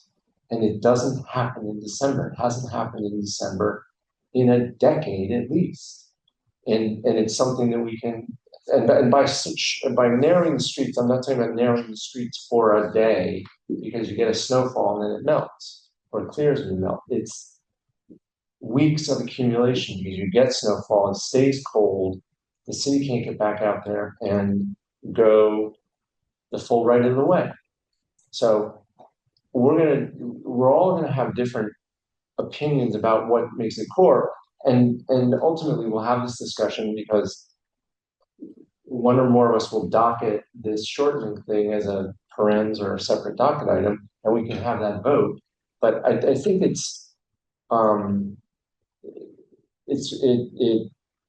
elevates a part of the ban too high to say that's the thing that people voted to preserve. I'm done. Okay. Question, I think Councillor Wright, you were, I think, the only member of the committee who was on the council in 2023. Didn't we take a vote that year to potentially shorten the ban or not? Do you remember that? You don't remember? Okay, all right. But yeah. Council Albright, you might remember better Yes. than me. Yeah, sorry, it was, Counselor Kelly and I were working on a broader trial. And in the absence of being able to get the trial through, we proposed shortening the ban by 2 weeks on either side. Yeah. There's nothing to be said that was the right way to do it. We could have shortened the ban even further. So but I'm giving you the reason why it was what it was. Okay, that's what I remember, that we did take a vote on that, but I just don't remember the length, but thank you for refreshing my memory. Okay, any further discussion on shortening the ban before we take a straw vote? Seeing no hands. Councillor Roach, I just want to make sure I get this right. You would like to propose to a straw vote that we shorten the ban from the current 4 months to what? Well, what I was let me just for a second. What I was proposing is that we present officially to the council, to this group, a motion, I would a docket item to shorten it. I don't have a specific. I think we would work that through. And if this group, as it's coming out, can't come to a conclusion about not shortening it or shortening it to a certain period, then it goes to the something will come out of committee, and the full council can deal with it. But I would shorten it to 2.5 2 or 2.5 months. January 1 to March 1 or March 15th. We have to record, which one do you want us to do a straw March poll on? 15th, let's start with March 15th. Okay, let me just write this down. 1, To Call it 3/15. 27 to 3, 15, 27. Okay, that's the 2.5 months. Yes. All right, okay, just want to be clear. So, Councilor Roach would like to, I presume, a straw vote to see the appetite of the committee on advancing legislation to shortening the ban from 4 months to 2.5 months, January 1st to March 15th, on a 1-year trial basis. Is that right? Sure. Okay. Showing hands, who would be in favor of something like that? With some contingencies. Is your hand up? I need, That's fine. okay. So we have 2. Those opposed? 2 hands up, me and Councilor Block. Oh yeah, for the record, Councilor Roach and Irish were in favor. Any abstentions? 2. Sounds like a real consensus. Yeah, this is, okay, all right. Sounds like a Red Sox record a few months ago. What, a 222 winning percentage? Oh, yeah. Now it's 8, now it'll be 6-0-0, right? Yeah. Probably even better. All right. The next thing we're gonna tackle tonight is expanding expanding overnight parking to designated streets and or neighborhoods. This was one of the suggestions that came out of the working group.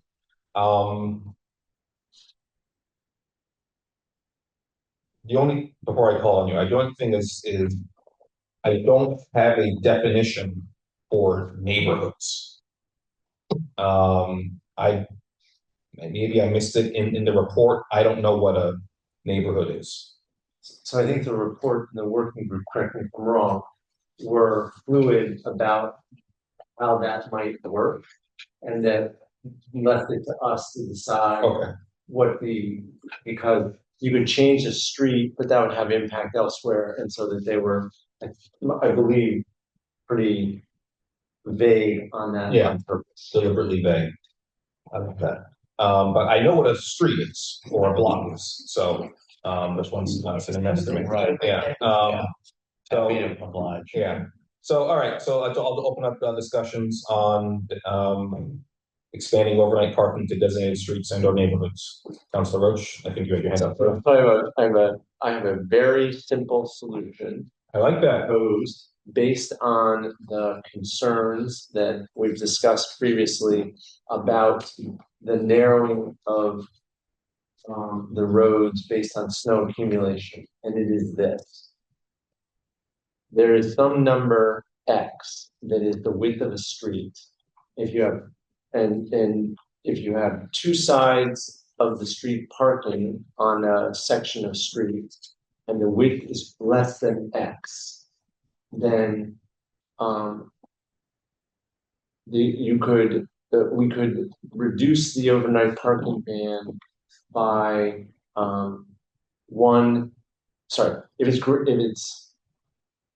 if the street is less than X, then we would maintain the ban on one side so that there would be the width of the parking lane available net for snow accumulation. You'd have effectively the same width of street with snow accumulation, and one side of the street parking as you do with 2 sides of the street parking. So the proposal would be the overnight parking ban on a street with 2 parking on both sides would apply only to one side if the width of the street was narrower than X. So just to summarize, basically what you're saying is you would like to see an exemption based upon the width of the street, either both sides, one side, or no Right, and based on the width of the street and the amount of, and whether there's parking on both sides outside of Yeah, I the know what you mean, yeah, I know what you mean. then the width of the street would depend on, whether it was exempt would depend on the width of the street and whether there's both sides of the street parking. So, okay, because a lot of streets near me are parking on one side only, so, And, Yeah. and if it were a certain size that accommodated snow accumulation and a fire truck, leave it. If it's not, the ban applies. all right, all set? No. Councilor Block, then Wright. I think of this item in a totally different way.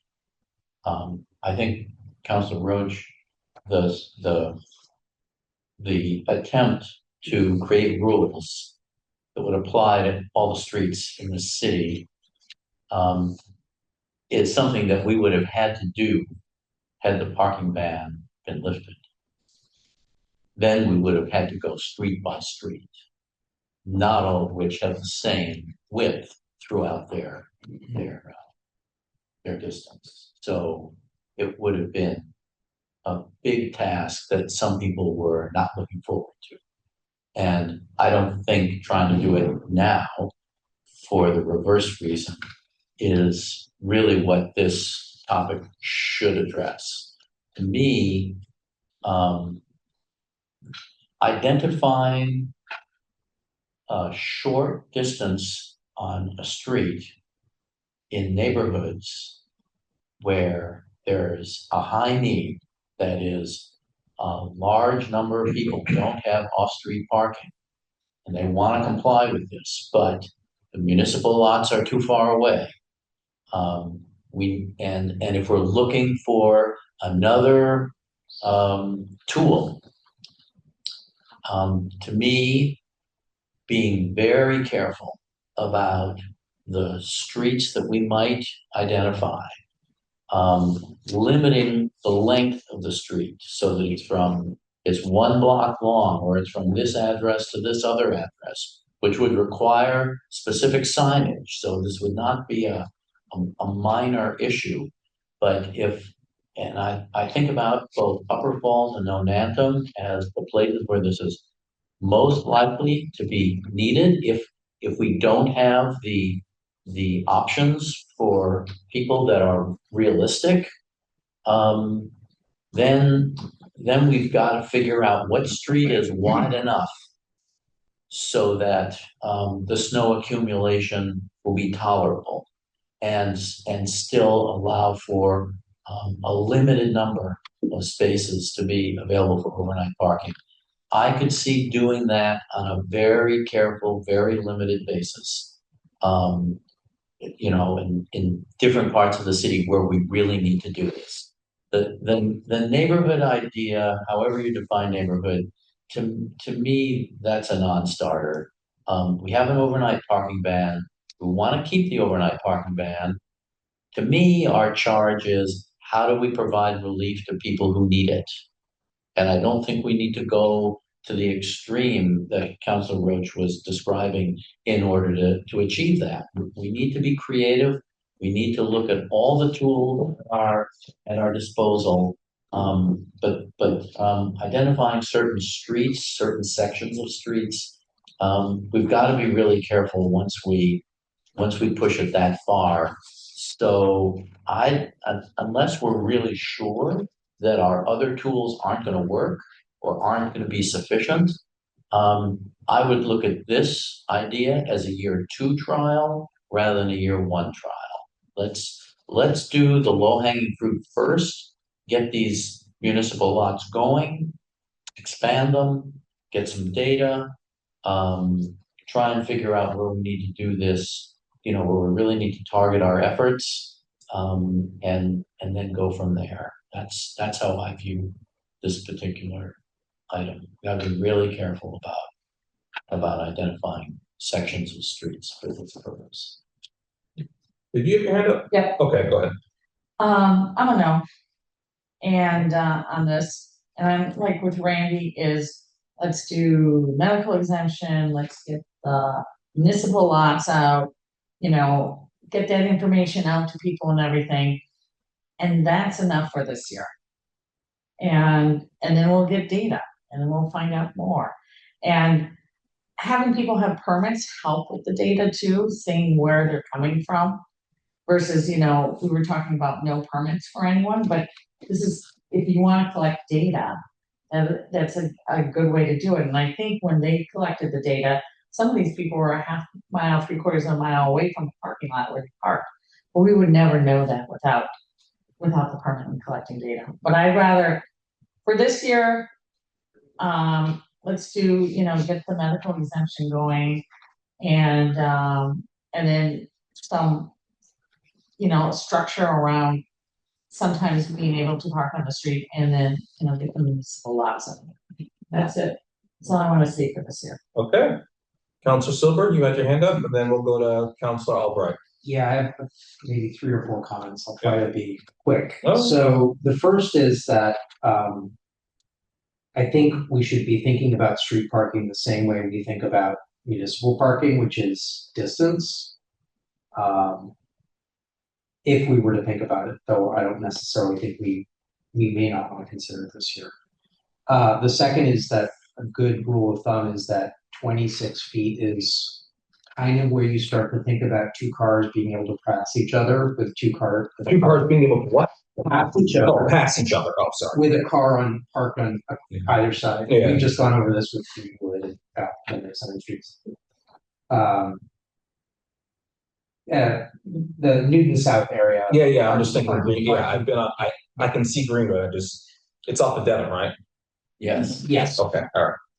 The third thing is I'm going to play devil's advocate and say that if the parking ban was overturned, we would have no obligations to limit parking on streets, no matter how narrow they were, because that would have been the rule of voters. No, we did. I talked to law. We could have even ignored them. Yeah. But we can put in limits like the village centers or certain areas. We could have put limits all over the place. We could have, but that would have not been the rule of voters. All right. So that's my devil's advocate point Yeah. to Councillor Block, which is that we would have not had that obligation because, in the same sense that we have no obligation to reduce the farmlands. That's it. I think I only have 2 minutes. Okay. Just, Wait. I just want a personal privilege, just since he directed his comment at, but I said before, I think back to the safety issue, the width of the streets vary, way more than I think we realize. And so, yeah, it could be 26 feet wide at one point, and then, a few houses down happens to be 24 feet wide. I mean, this is an old city, and we live with decisions that people made a long time ago. Who knows why they made them? So I think for safety reasons, we would have had to go street by street and try and figure out, okay, where is the overnight parking ban? We're not going to allow any parking on this street no matter what. So just it would have been an interesting exercise. I'm glad we're not doing that exercise. I'm glad we're doing this one. I guess I'm just going back to the fact we're still trying to intuit the desires of the no voters and only go so far for the yes voters as we think is tolerable for the no voters, which kind of goes back to my original point, but that's all set. Councilor Albright. Thank you, Mr. Chair. So I was hoping that rather than having a very broad decision that will have, a couple of streets in it all over the place where we just do one side of the street parking or where it's too narrow, I would rather that you guys put some effort into figuring out where is there a good trial to take place in Newton to have perhaps one side of the street parking where we could try this and not reject it out of hand, because I think we can learn a lot from a trial. I know there are folks in Nonantum who feel like their streets are far too narrow to allow parking during the winter. And they may be right. I don't really know. And I don't think any of us really know. I think we really need to try a trial, and it might take a little effort in trying to figure out which ward, which precinct is the place to have such a trial. But I'm hoping that you will at least try in some ward, some precinct, a trial where there is one side of the street parking and an allowance for all winter parking and no parking ban. And to not reject this whole thing out of hand. I think it's an important learning experience for all of us. So I'm hoping that it's not exactly what Counselor sorry, Roach. Counselor Roach, sorry. It's not exactly what Counselor Roach was proposing, but I think we do need at least one or two trials where we try this parking ban release with one side of the street parking. And it might take some effort to figure out where are the best places to try this, but I think we need to put the effort into it. So thank you for that, if you're willing. Yeah, can I just ask you a follow-up question, Yes. Council? You said wards and precincts. Yes. I'm just asking, do you mean, for example, we live in Ward 2.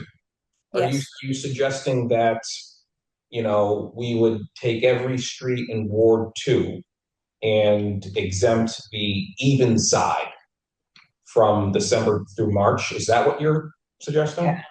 It could be something like that. I know that Councillor Kelly and I, back in the day, whenever that was, several years ago, had proposed on the north side precincts for Ward 3 and Ward 2. We look for a couple of precincts that we could use as a trial. It could be that, it could be anywhere. It could be Ward 5, it could be Ward 8. I don't care where it is. Just some place to try where we maybe we ask the transportation people in DPW to ask us to ask them, help us figure out where are the best streets to try a trial. I don't care if it's in my ward, your ward, anybody else's ward. I just want to try it somewhere and see how it works.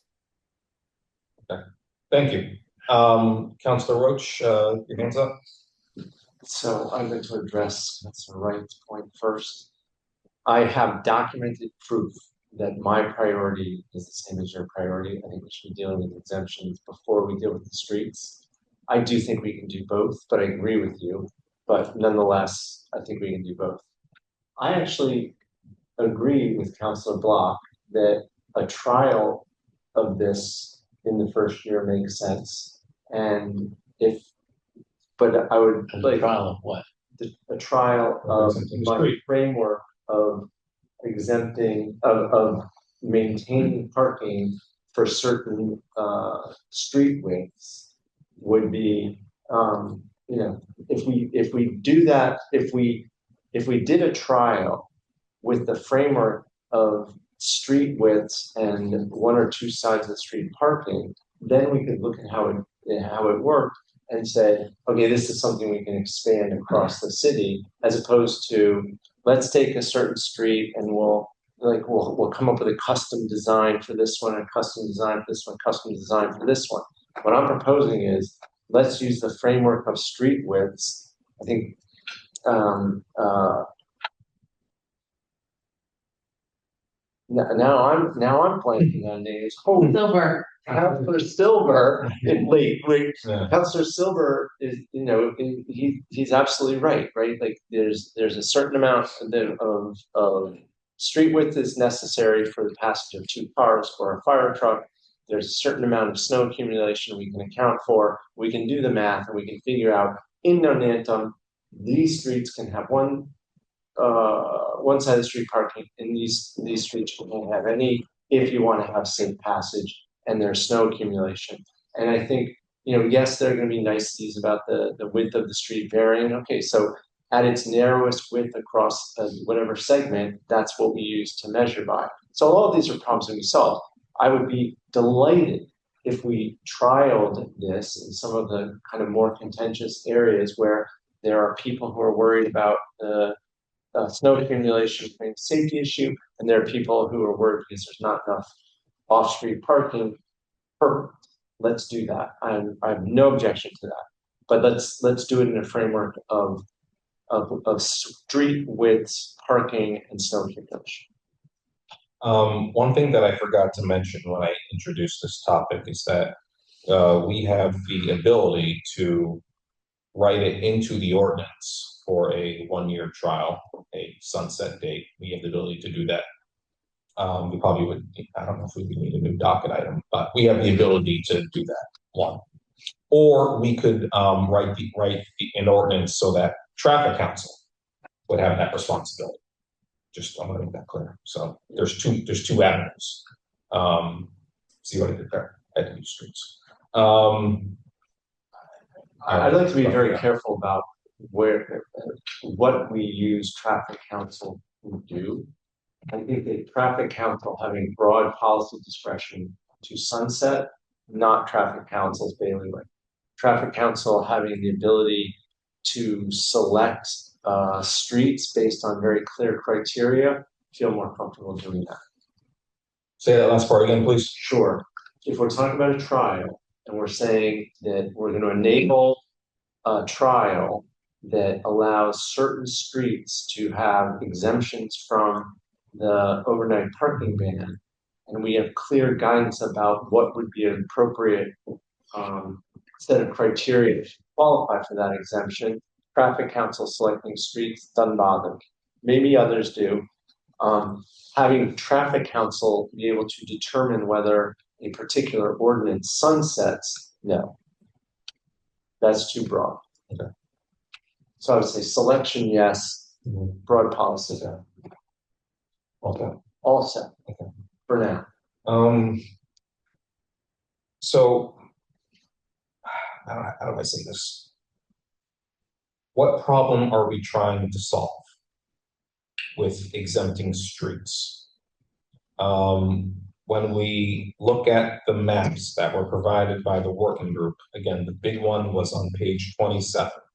The locations that have the most parking tickets, albeit I assume not perfect because there were basically no tickets on West Newton Hill or Woburn and other places, Chestnut Hill if you exempt Boston College and for the most part Oak Hill. So what problem are we trying to solve? We're trying to give people relief, options. I just want everyone to keep that in mind as we continue this work for the remainder of the year.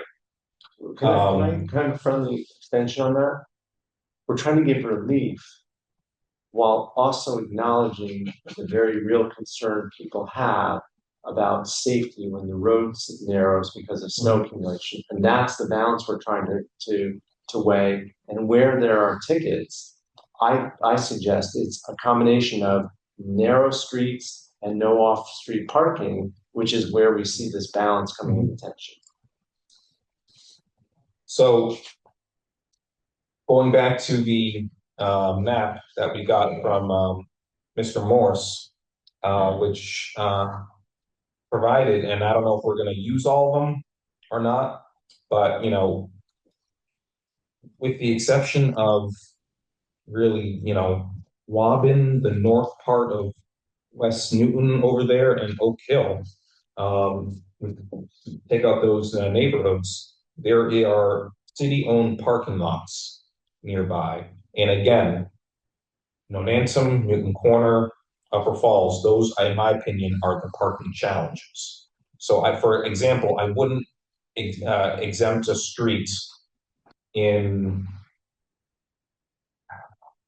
Lower Falls. Lower Falls. What is that going to prove? I wouldn't exempt a street. Oak Hill is a maybe, maybe not, simply because there are no city-owned parking lots that were highlighted by Mr. Morse.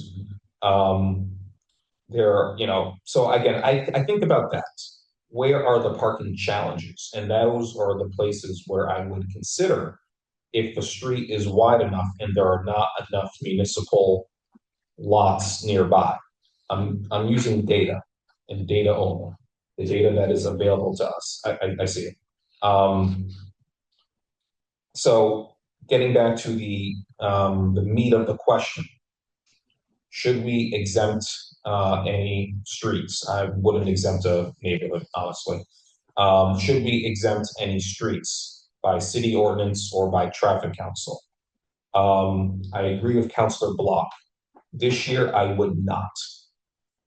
I would not exempt any streets or neighborhoods this year simply because I want to know what parking lots we're going to have when we get better data on permits and tickets and advertising these municipal lots to the Newton residents. That's what I would like to focus on in the first year. If there continue to be parking challenges and parking tickets in other parts of Newton, I would love to look into streets that are one, wide enough, streets that don't have homes on one side or the other. You know, and then of course I forgot to mention the angle parking from before. But yes, What part? angle or perpendicular, either or. But I want to focus on the data. And if we're going to exempt a street, again, a street that doesn't have that has parking on it, obviously, but there are no homes there. So you're not parking in front of someone's driveway or someone's house and potentially and hopefully not storing your car there longer than 72 hours. But that's where I am at with exempting streets and or neighborhoods from the ban. Councilor Irish, you haven't raised your hand yet? And then we'll go to Councilor Irish. Right. What did I say? Roach, silver, and He's right. off of that, and then go to Rob. I was looking at it. You got them mixed up, but we That's all know what you mean. Irish, then right. Okay. Yeah. It's interesting because in Ward 5, for example, the area Wobbin, we don't see too many issues on. It is in Upper Falls, which is very challenging, which is, I like the idea of piloting the street, but however, if it's really in Upper Falls where parking is a challenge, to have any of those, the streets aren't wide enough. But this is a challenge. To find one, maybe, but the streets aren't wide enough. It's very dense, and we do have one parking lots, so it's not really an ideal situation. Now I've been sitting here scratching my head the whole time, thinking, where would that street be? It's an old neighborhood with very narrow streets. Mm-hmm. Is there something adjacent to it? And I'm just definitely thinking the Falls. That's the issue. The idea of it appeals to me, but how it would play out, and I know most of the streets there, it would be very difficult to find, but I'm not saying that would be the case in other parts of Newton. But because of the fact that you're as you laid it out, look, it's that, it's wide enough, it's near it, it doesn't work so well. Where it's needed, if you're trying to find relief for people that need it, I'd be hard pressed in Upper Falls to find many streets, except on Chestnut Street, where there's not a house. I mean, there's very few locations where there are homes. Well, there may, and they would be on that, and the Chestnut Street with the angled parking on that street. That would be the only, probably it's the only area that's wide enough. So it's just a challenge when you're thinking about where it's needed most and the existing conditions of those narrow streets. And I would just like to point out to Upper Falls, I see it, yeah. And just to point out to Upper Falls, we didn't really go into much depth tonight. Braceland Park Playground is on the list and there are 23 or 20 parking stalls there on top of the 25 or 27 that are on the Greenway. So they're very close by to each other. Sort of. Yeah, but I mean, you have over 40 parking stalls potentially available. As long as that parking lot is also plowed and get one permit. Yes, that is given. True. That's true. That's on the list. That wasn't because it's suited up under Parks and Rec, not in the city. Yeah. Councilor Wright. So, I'm sorry, I just want to remind everyone that it is past 9 o'clock. Go ahead. So I think there are a lot of people in Newton that don't know about the parking lots, getting a permit, and especially if we're gonna expand it. And again, I'm trying to say, let's just do that this year, because maybe the parking issue isn't as big of a deal if it gets the full use that we hope. These other lots, and these other exemptions, will happen. And it might be a much smaller problem. So I think it needs to go out about the parking in the parking lots, because there's so many people that don't know about it. Okay. Council Albright, your hands up. Thank you, Mr. Chair. So I think from the data that was provided to us by the working group, the parking lots are not a solution for a good portion of the city that don't live near a parking lot. And I also don't know whether you're trying to make a final decision tonight or not. And so I'm a little bit at loss for what I'm about to say, but if you would be willing to look for a couple of streets in the city and be advised by perhaps the transportation people about what those couple of streets would be, and I know it wouldn't make a decision tonight, but it would be, I think that we would learn a lot from allowing this to happen on a couple of streets in Newton in 2 different wards, maybe 1 street in each ward, 2 streets in each ward, as recommended by the transportation folks. It's just another piece, a large piece of data that we need to make a decision into the future about how to deal with this problem. So I'm hoping that you'll perhaps allow the transportation folks to help us by suggesting to your committee what might be a couple of streets that we could do a trial on. And I know that you couldn't make the decision tonight because you don't know the data, but I'm hoping that you'd be willing to be that flexible to allow them to get involved and help you. Thank you. Thank you. Who was first? Council Block, then Roach. This is reminding me about a comment I made to the working group early on. I think our work would be easier if we had an actual census of the lots in this city that don't have off-street parking. We have the heat maps, and that's a plus. That's better than nothing, but the assessor's database just tracks garages and carports. It doesn't track driveways that don't have garages and carports. I think we should ask the assessor's office if we can gradually add in that piece of information. And I think that will help if we knew that would help guide us to be more refined than the heat maps are now. I'm just based on total intuition. It feels to me that Nonantum is going to be a very demanding neighborhood in terms of the amount of need there is to help people comply with this overnight parking ban of whatever length it is. And we'll expand our municipal lots, we'll advertise it. There will still be people who feel anyway that they're too far away, it's too inconvenient, and they need something closer.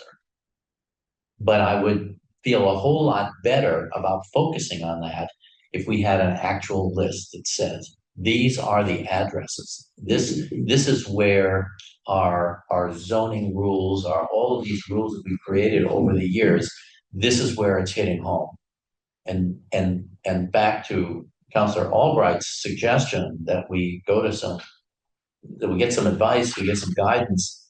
I think this would help frame that guidance. I keep thinking about California Street. It's a very wide street.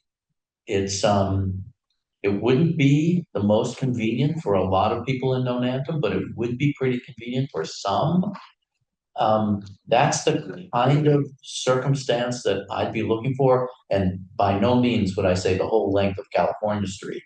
I'd be talking 1 block, maybe 2 blocks to see, without, I mean, there's the permit, no permit option.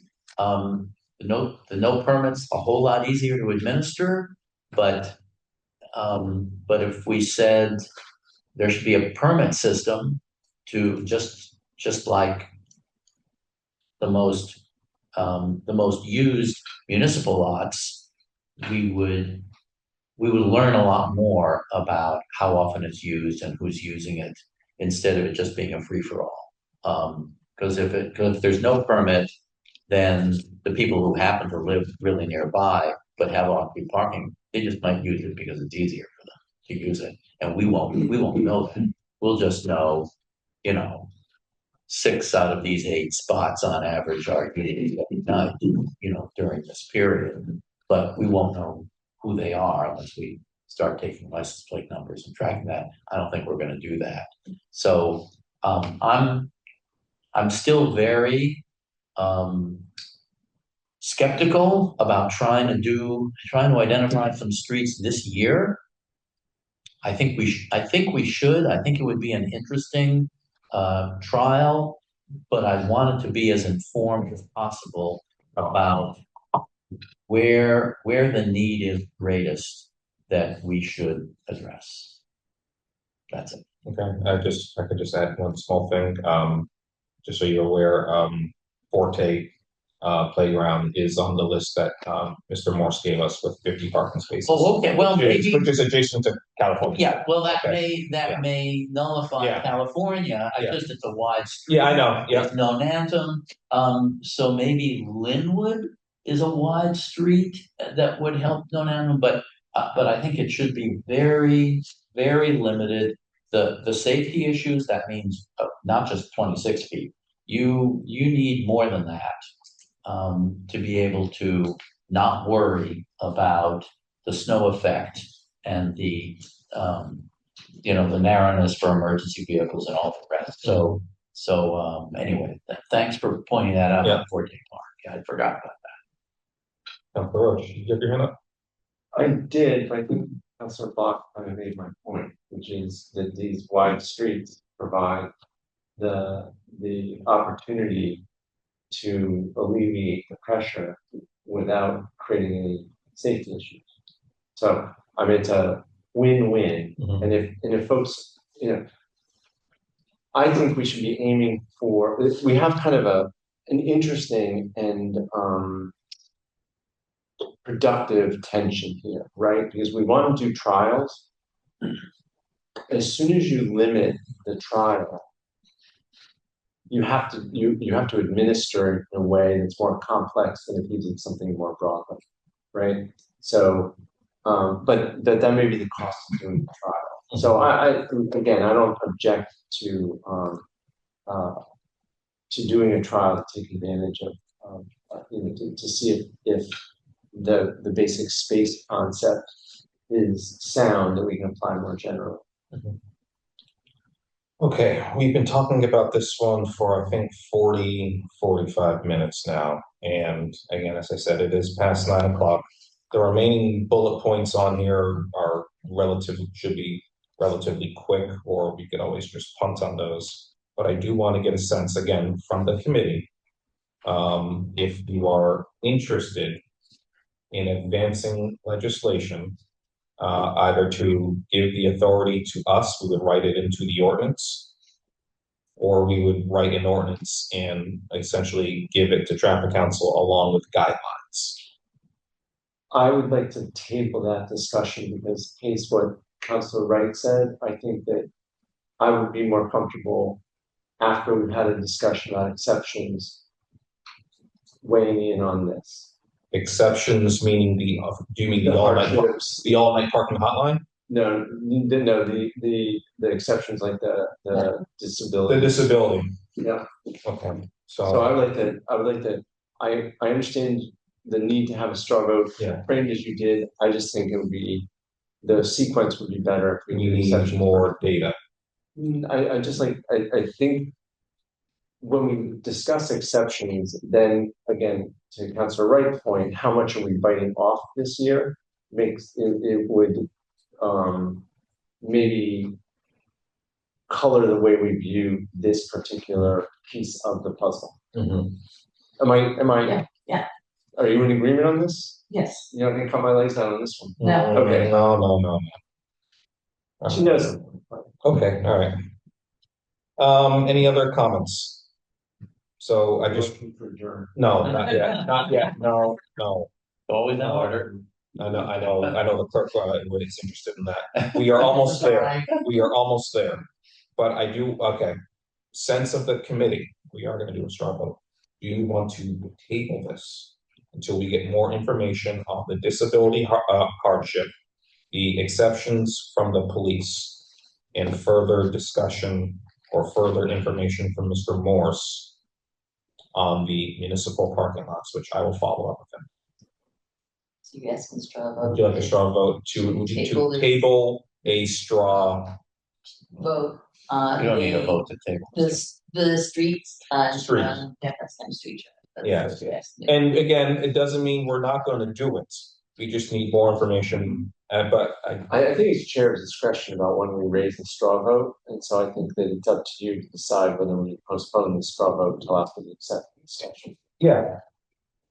Need more information. Are we in agreement? Sure. Okay, all right. Well, you didn't raise your. No, mean- I think, yes, sure. All right, so that was 6. Write it down.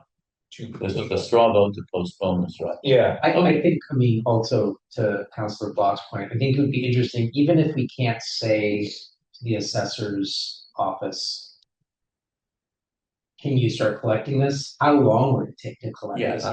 that is a larger Yeah. conversation.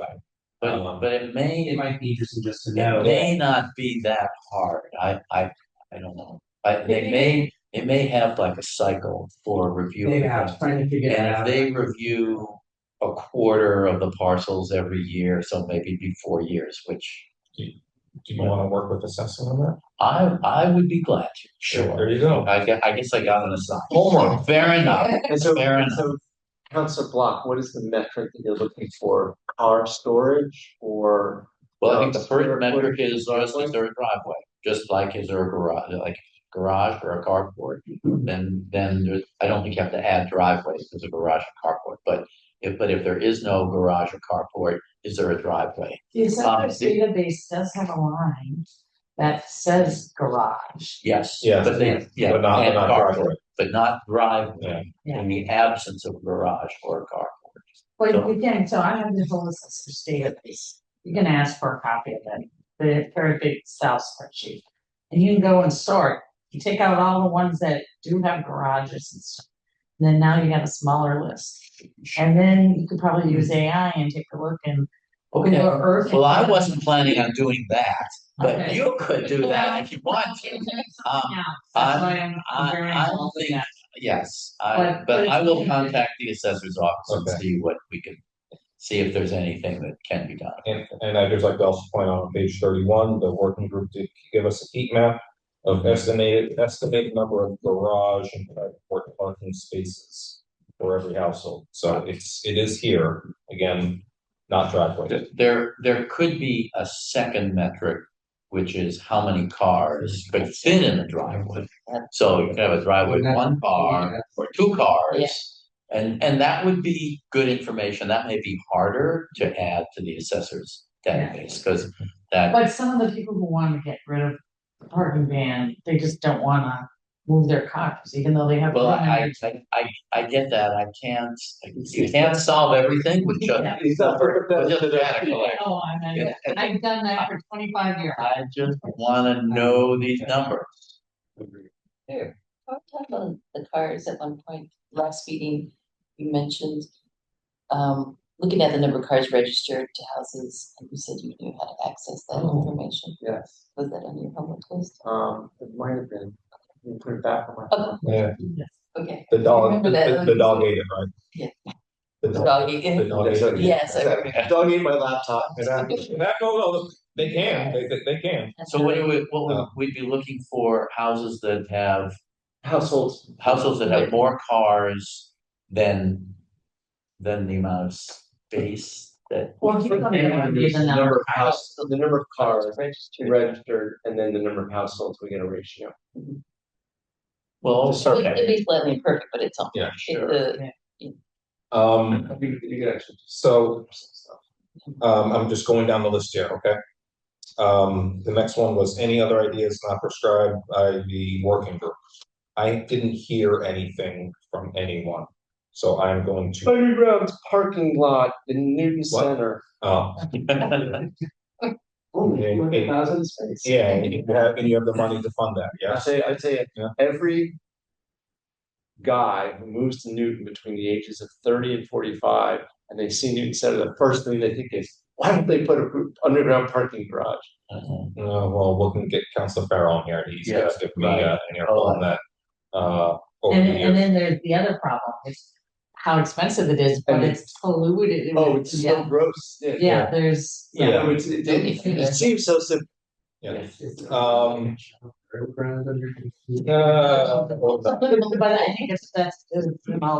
Oh, yeah. All right, can we, Stay I'm focused. going to, just, better communication for administration, newsletters, social media, we're not gonna get to that, because, Mr. Morse is no longer here. I can follow up with him offline about that, and he did mention, that they are gonna have to promote, the parking lots, whenever they become, Mhm. whatever they make Welcome Newton book. available. What? Get another page. The Welcome Newton book, you get another page. Oh, yeah, Just got distributed. yeah, You know, come winter time or before winter on the website, you know, right in the front, you know, get your pass for yeah. municipal lot, I mean, yeah. parking bans coming up, but We're going also to table the priority affirmative, straw votes, just because we don't have them all ready for us, because we've tabled the street parking for now. Any other comments before we wrap up for the night? Councilor Albright referred to work that she and Councilor Kelly had done many years ago. I remember Councilor Markowitz talking about that. I don't know if we want to try and unpack work that people did 5 whatever years ago, just to see what they were thinking, either getting a briefing from them, or maybe there's paperwork that they got a certain distance on, just thinking it through. But I remember Councilor Markowitz saying they were pretty close to figuring out how to define where to do a trial that would test the effect of lifting the overnight parking ban. I'm not a proponent of this idea, just so you all know, but it was interesting that a lot of work had been done on that, and maybe that would be helpful to us. Maybe it's been superseded by all of this and the time, all the rest. But maybe Councilor Albright or Kelly or somebody else would want to look in their archive and see if there's something that would be of interest to us. You're nodding, Susan. Okay, Councilor Albright, can you present to us? Wait, you're muted. Sorry. I think Councilor Kelly and I will be glad to look into our archives and provide any information that we think would be useful to you. Thank you. Councilor Kelly, would you like to have the last word? Well, gee, that's nice. That's good because I didn't speak 5 more times. No, I would just like to kind of clarify something Councilor Block was implying there. This was not ancient history. This was not that long ago. The information is not that old. Our work ended right before the ballot question initiative began. We just could not, we did not get enough consensus amongst the city council to go forward with it. So we were actually quite happy that other people picked it up and did it as a ballot question. What's in the report is all a rehash of everything that had already been done. There's nothing new in there at all. We actually had gone into more depth than that group did or that this committee has done yet. We're happy to go over it again with you. I'm pleased in a way that Councilor Markowitz, who was against repealing the ban, had anything positive to say about the work that we had done. And it wasn't just Susan and I, though we did kind of lead that effort. Again, we spoke with the department heads of police and fire and DPW, school. We had a lot of buy-in and information and backup on it. So it's not like an ancient archived piece done by old crones, which is sort of the impression I just got from Councillor Block. But we would be happy to pull up and discuss and share anything that we had. We had an intern who did a study of, I forget how many hundreds of responses. 500. 500, yeah, so I think maybe close to 600 from Newton people that the Mayor Fuller had put out that really kind of started it with some data. So yeah, we would be happy to continue to update on that. Honestly, the report, there was very little substantive change or concrete suggestions out of that we were not already familiar with. The one thing I'll say about the report was I think Mike Halley's interactive maps were super cool. And I can't wait until those are live and online and we can interact with them. That was a really fun and interesting and different. That was all new stuff, those heat maps that were interactive. But yeah, we're of course happy to continue to help. And that's why we're on this meeting. We still care about this issue and we're still pretty aware and involved in it. Thanks. Thank you, Councilor Kelly. I think a couple of weeks ago, Councilor Roach had the last comment. Move to adjourn. Move to adjourn. There you go. No? Motion to hold. Motion to hold. Okay, all right. That's what you made. All right, all those in favor of holding the item, please say aye. Aye. Opposed, abstentions, the ayes have it, 6-0. We are adjourned at 9:27. Thank you, everyone, and good night.